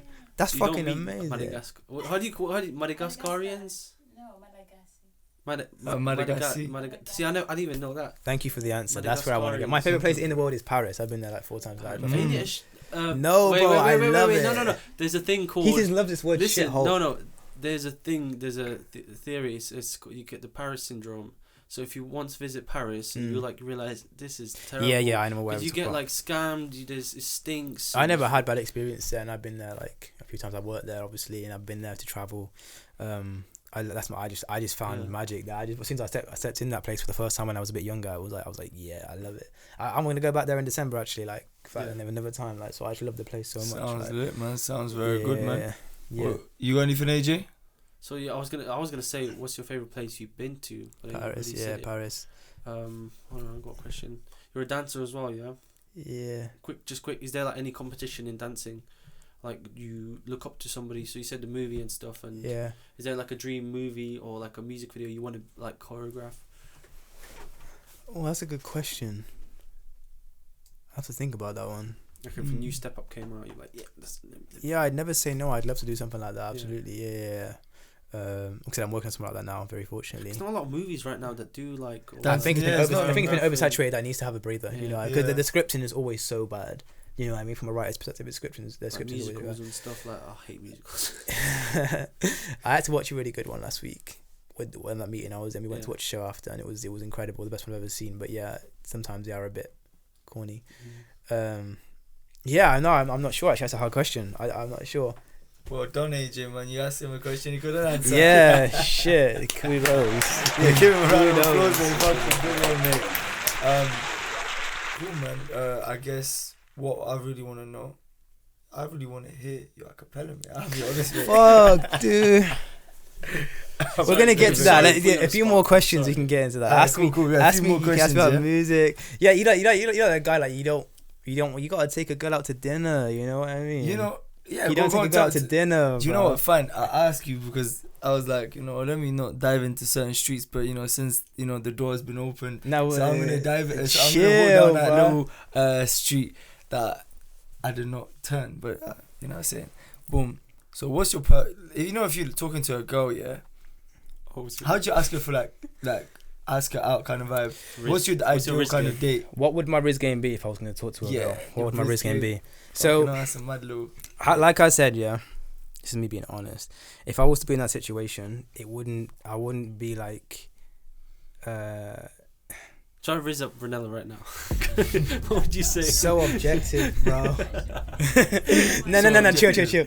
It's not that, like, again, like I base stuff on connection and frequencies, so I know if it's correct or not. And it's not about me, how someone looks or their imagery or what they do.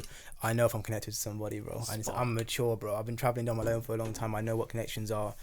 That's not even romantic. Just from people to people, and understanding like where you stand and people's energies and the truth of the matter beyond what you perceive it to be. So for me, I'm just based on connection and frequency. So I will know. You know what I mean? Like I will just know and I'll feel it. Do and you accept it. believe in love at first sight? Love at first sight? Yeah, I do. Nice. Yeah, I do. That's beautiful, man. For sure, I do. Yeah, for sure, I do. So where would you take your? If I was to go on a first date, where would I go? It could be anywhere. It doesn't have to be like. I'd go to Paris, bro. You go straight Paris. Bro, there's the romantic, like the destination. Yeah, I'll take it to the studio, bro. That's very intense, man. I don't know. Some would say like walk in the park. Some would say shisha. Some would say Nando's. Some would Yeah, say, what's your perfect date? I mean, you know? what would my perfect date Yeah. be? Just conversation, bro. I don't want anything out of Word. people of life. Just You're not materialistic, no. Just conversation. I don't. Yeah. Just cruise in the car and Connection. chat. Fuck the Yeah. car. I'm in the car all the time. I don't know. Just where we happen to be. So I mean, it's Wherever you connection, natural connection where I happen to be. Like it's just that's it. You know what I mean? It's. I'm not trying to be nothing, show nobody something because it's not true. I'm just trying to be true every day. I need to be something I'm not to make someone feel happy. You know what I mean? What's something that you want to see in the world that's not currently there? What change? Or maybe for something to stay the same. Something to change. Lupe headlining Coachella. You Like- play headlining Coachella. Cool. Yeah. What YouTube channel would you like to feature on as Lupe?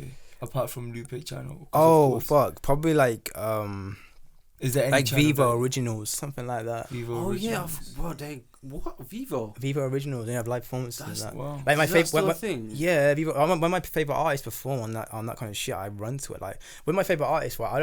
I listen to studio songs every day, of course, but like I'll be on YouTube all day listening to live performances, whether it's like a You like the colour 420p. show?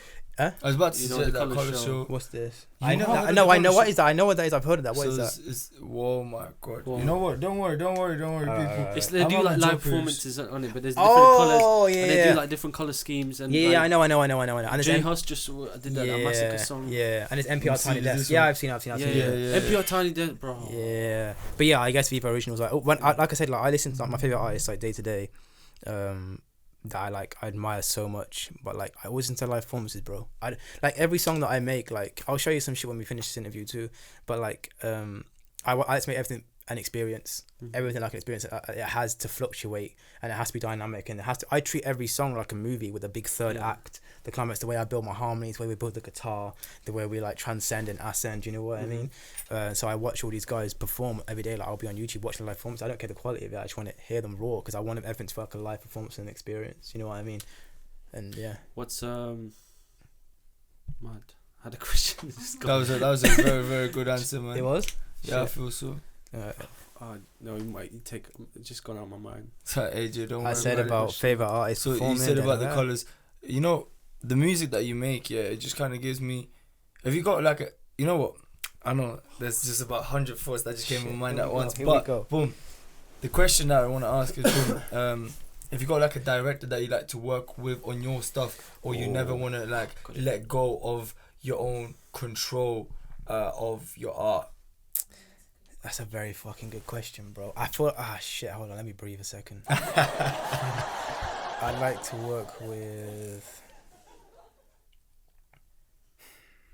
See the silence. We're allowed to do this. We're allowed to pause. We're allowed to think, you That's know? good. That's very good. We're allowed to think. We're allowed to... People think they got an answer straight away. I'm like, yo, Nah. It's breathe, good. Take bro. your breathe, man. Take your time. Who would I like to work with as a director? No, at this point, I'm so passionate. I want to keep control forever. Mm. I want to keep control forever. I So, never for wanna change. example, if Cole Bennett said, "Lou, I love your work, man. Could I direct the video for you?" Yeah, I don't think I think he's incredible. I follow a lot of his stuff. I watch a lot of his interviews too, but I don't think my imagery and my aesthetic aligns with what he makes. You know what I mean? I feel like he's a pioneer of like streetwear, like, and like street not the streetwear, sorry, but like the hip hop culture. You know what I mean? I'm not necessarily a hip hop artist. Do you know a guy called Laney? Laney, yeah, of course. Yeah, I've seen him perform in Birmingham. You know he does all this like California stuff. Yeah. Literally, your videos remind me of like Delaney. Oh, It's serious? like a Yeah, band, I see that. It's got a girl fan base, but this girl took me to the concert one time. And Yeah. I understand. I was literally the only guy in the fucking concert. Oh, seriously? Cause yeah, Yo, W him, bro. What's he doing? I need to do the same damn thing. it was sick, man.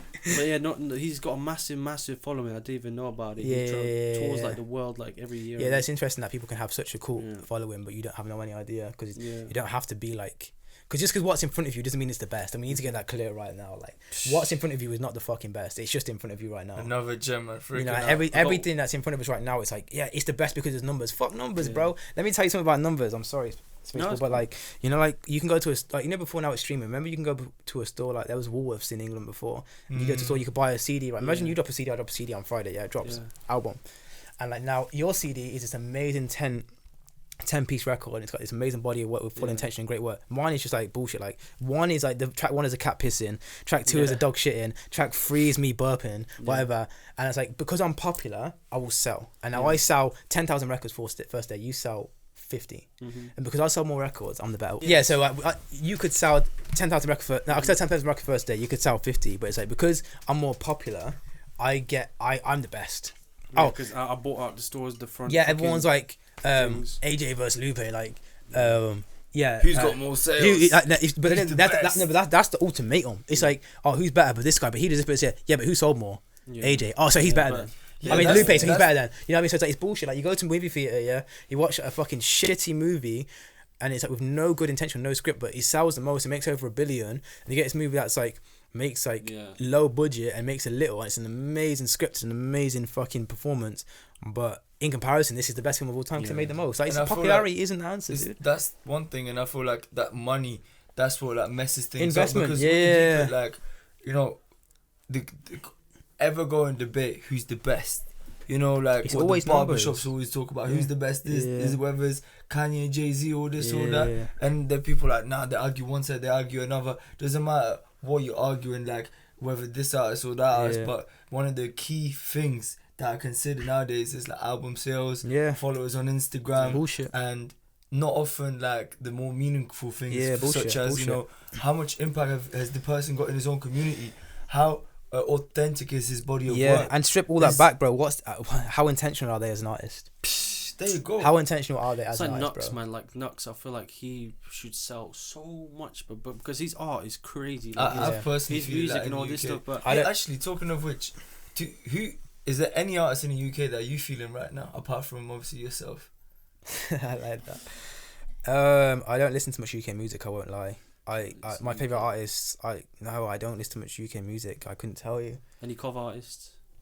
Lexi B, my dog. John Bernard, my brother.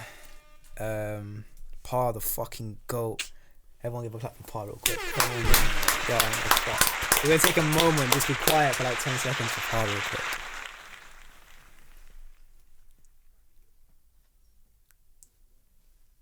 Yeah, Pa. Fucking big him up, coming man. home soon, isn't it? Big him up, man. Fucking, I know that guy since he was so young. He's the most humble, down to earth, been through the shits, bro. No one say shit to me about that guy. Love that dude. His brother as well, like that. Tom Michael, I met him a few times. He has the most positive energy. I'm like, how? His brother, it's crazy. T? T fucking incredible dude, man. He's so like, there's not an Yo, inch of like anything. Like, love them guys, man. They deserve the world for real. I had a quick question. So the past year, what's one thing you learned? What did I learn the past year? That you added to your. It's hard. It's like I said to you, I don't operate like this year. I'm just gonna sunrise to sunset. That I added to myself. Yeah. Recently, what's one thing you learned that you're like, oh shit? I guess that I always have, bro. I always have, but I guess I'm just constantly learning to trust myself more and more and more and more. I already know that, but like I keep unlocking like further extent of my ability, and I'm just keep trying. I'm like, oh yeah, see, like I guess it's that, but I already knew that anyway. I couldn't tell you. It's hard to answer questions like that for me because I'm so forward thinking that I'm just like just going forward so much. You know what I mean? Like it's difficult. Like it's a hard question to answer, but I guess just keep trusting myself. Keep believing it, especially what happened to me last week. You know what I mean with that opportunity. I guess that it proves that I keep trusting it.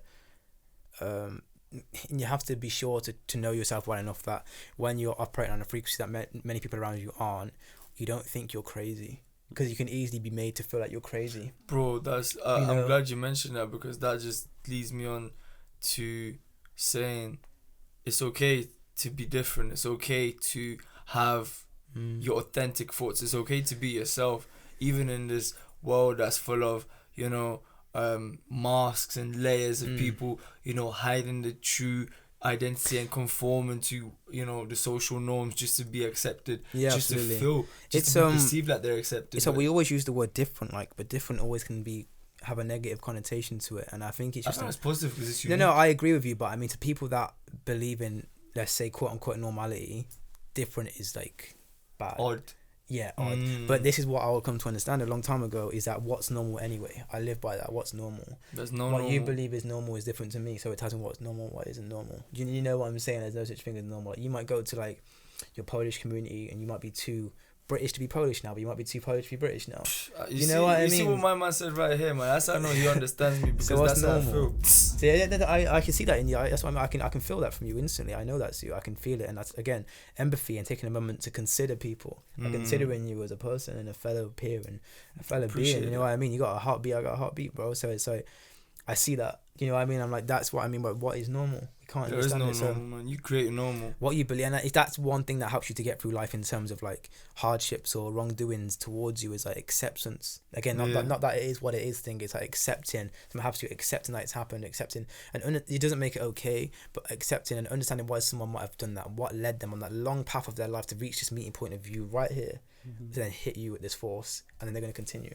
But it's been a long path of things happening, up, down, down, down, down, up, and you just happen to catch the climax of that, whatever it may be. Not that it's okay, but that it helps you to accept what's happening, and then to continue to move forward, because it's not what it is. You can always accept or perceive it. You're walking with your phone in your hand, you drop it and smash it.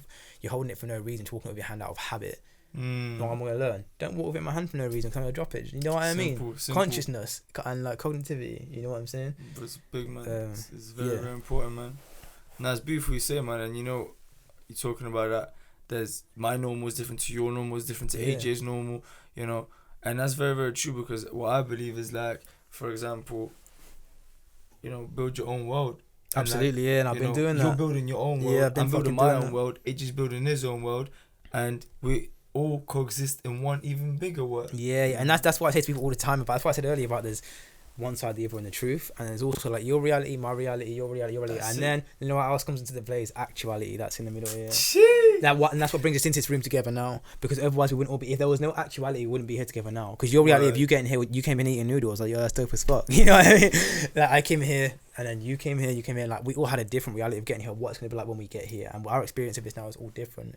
But actuality brings us together right now. See, that's undeniability. Like, that's something I really try to I pride myself on, is like being undeniable, like with my music and my art. And I know I haven't got much out yet, so it's hard to understand, but as it comes out more, people will understand more. But like, I make stuff at a point where I know it's not what people expect from me. They see how I look, oh, you're gonna do some R&B, but it's not that at all.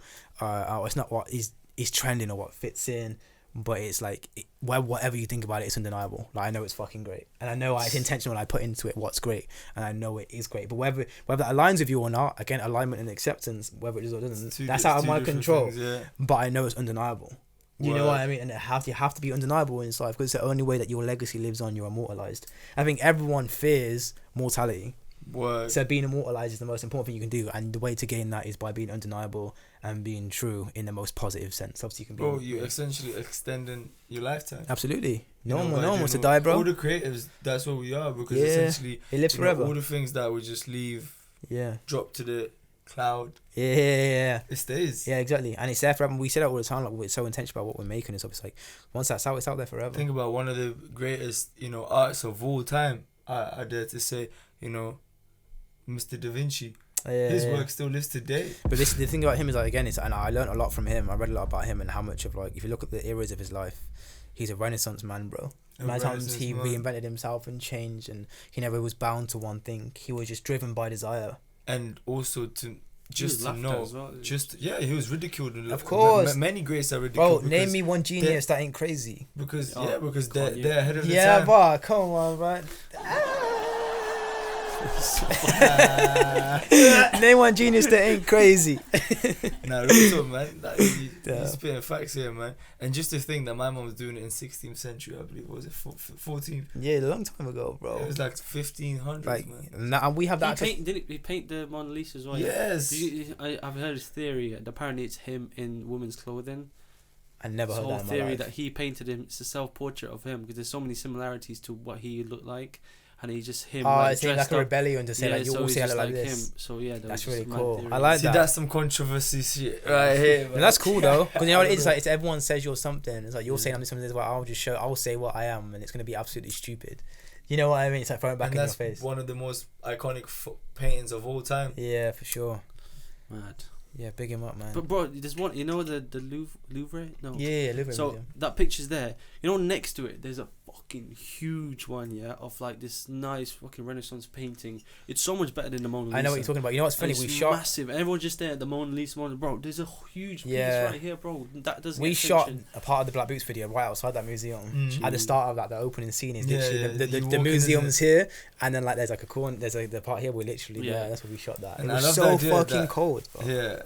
Because you're done in the winter, innit? We did that in the winter, and we shot like that over a few. We shot that in France and England. We shot that in a few different cities, bro. Like literally, that was a crazy kind of shoot. Like that week of my life was nuts. I remember like, I don't know. I'd rehearsed like the weekend, like 3 days straight. I've been in London, and then we rehearsed in Swindon for like to the dancers. So I had a big dance scene at dancers. Then I came back to Carve after Swindon. I worked in Carve, then Rugby, then Leicester. Went to London. I worked in London that night. I drove back to Carve that night. My flight was at 4 a.m. I had to get back to Carve. I got back to Carve at 1. I hadn't packed my shit yet. Packed, got to the airport late. Had to have all this controversy getting into the stuff. Went to Paris, didn't sleep. We got there Tuesday morning. We didn't sleep Wednesday, Thursday, Friday. Finished shooting on Saturday. Come back to Carve. Had to teach a class here Carve Saturday morning. Had to go host a show in Redditch that night. Drove to Redditch. I slept for about 3 hours that night. Got back from Redditch. Next day we shot the next scene of that, which was like the hallway scene in the club, the warehouse scene, and the elevator scene. So, and I didn't. That whole week of my life was fucking bonkers, bro. Wow. The amount I think I was traveling literally. Crazy. Did it feel like a blur? Yeah, absolutely. Just Yeah. like, what the fuck But is I was dialed in. I know what I'm doing. Like, there was a big investment to that, so I'm not wasting the moment. You know what I mean? Word. Yeah. Talk about utilizing the moments, like Bro. squeezing the lemon, man. Yeah, absolutely. For sure. Squeezing lemon, that's a good one. I like lemon. Man, Lemon or some lime, of what do you that- prefer? I prefer lemon, bro. I'll be honest. Yeah. I had tacos the other night for the first time in a minute. Usually I have lime with it. When I had lemon, I felt like lime hits a bit better. It's a bit more Yeah, when I acceptable. get a Corona, if they put a lemon in it, I'm like, no, put fucking lime. Yeah, I always get It's for different Like, things. There's you've different. got I always get a things pad in thai there, from Wagamama, and they always give me a lime, and I'm just like chewing through this lime. Like. What the fuck are we Makes talking sense, about? man. Yeah. Which takes me to like the final question I want to ask you today. If you was to say a few words for like the viewers out here, you know, upcoming, aspiring dancers, creatives, musicians, like, what would you tell them, like, to keep going, to find their spark, to their desire? You come with hard questions, bro. All right, so I would say this will take me a moment because I want to be true. You know what I mean? Yeah, sure. I would say, firstly, be absolutely fearless in your pursuit of what you desire. Let's start there. That your pursuit. Do not fear anything that comes in your way or anything that may seem like a burden. Like, tackle that head on. Do not fear a single thing or person. Everyone bleeds. Everyone's vulnerable. Be true to yourself. Be sure to don't fear vibrating on your true frequency. Whatever you feel is correct. Follow it, as long as you're not being malicious and you're being honest and true and with good intentions and it's altruistic. Always follow that. And I'd say also, if you feel like I said earlier, when everyone has that gift inside them, so to say, whatever you feel, you have that, trust it. And if you got a little bit of that going on, you have a little tiniest sense of that inside of you, say yes. You know what I mean? Say yes. This shit is not a rehearsal. You don't get to do this shit twice. Everyone's doing something for the first time. Don't be scared of going wrong. Nobody gives a shit. Let go of being so selfish and so conceited that you think everyone cares, because no one gives a fuck, bro. Let me tell you that. No one cares. And that's the most glorious thing you can ever encounter in sport, is that nobody cares. Because it means you can be and do what the fuck you want. Beautiful. And no one's going to care. You know what I mean? And no one will care until it's time to care, and by then you're gone. You know what I mean? So it's like, just don't care. There's no bunk beds in coffins.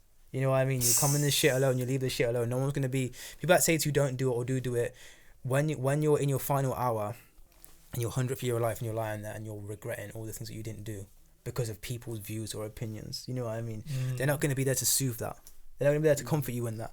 No motherfucker in the world can comfort you when it comes to your regrets and what you wish you did. And they're not going to be in their bunk bed in the coffin with you saying to you, it's okay, Louis, don't worry about it. And even if they did, it's not going to help me. You know what I mean? You want to live your life, no regrets. Yeah, just breathe and bleed, man. Like, put your heart on your sleeve and don't be scared. Like, that's the true way of living. It's a full experience. People want to live like easy and like have a, like, people live very mundane and they want to have like safety, and it's like they want to live, like I say, like living in colour or black and white, like living such a simple life where you're easily pleased, easily satisfied, or you're fearful of going forward. So they're easily satisfied, easily amused. They live in like a black and white, and it's safe and it's easy. It's less hurtful, of course. But would you rather that, or would you rather live in all colours and see every colour and experience all the hurt and all the joy and all the stress and all the pain and have a full life experience as it's intended to? You know what? You know what I mean? Without all the hurt, you wouldn't experience the highs the way you do. It's the intensity, man. Yeah, and you have look to at the trampoline, bro. Yeah, you go all the way down to come all the way back up. You will not be able to like jump as high if you didn't go. Bro, so I well. wouldn't know myself as well as I do, and I wouldn't have any sort of knowledge, quote unquote knowledge, or any understanding or awareness or any drive if it wasn't for any bad experience at any time or any and then exposed to just anything. overcoming them and just having that desire that no, I'm not letting go. Cool, I failed once, twice, but it's not about how many times you fail. It's about how many times you get back up, man. And on that accord, man, we call it a day. Yeah, thank you for having me, bro. I appreciate it.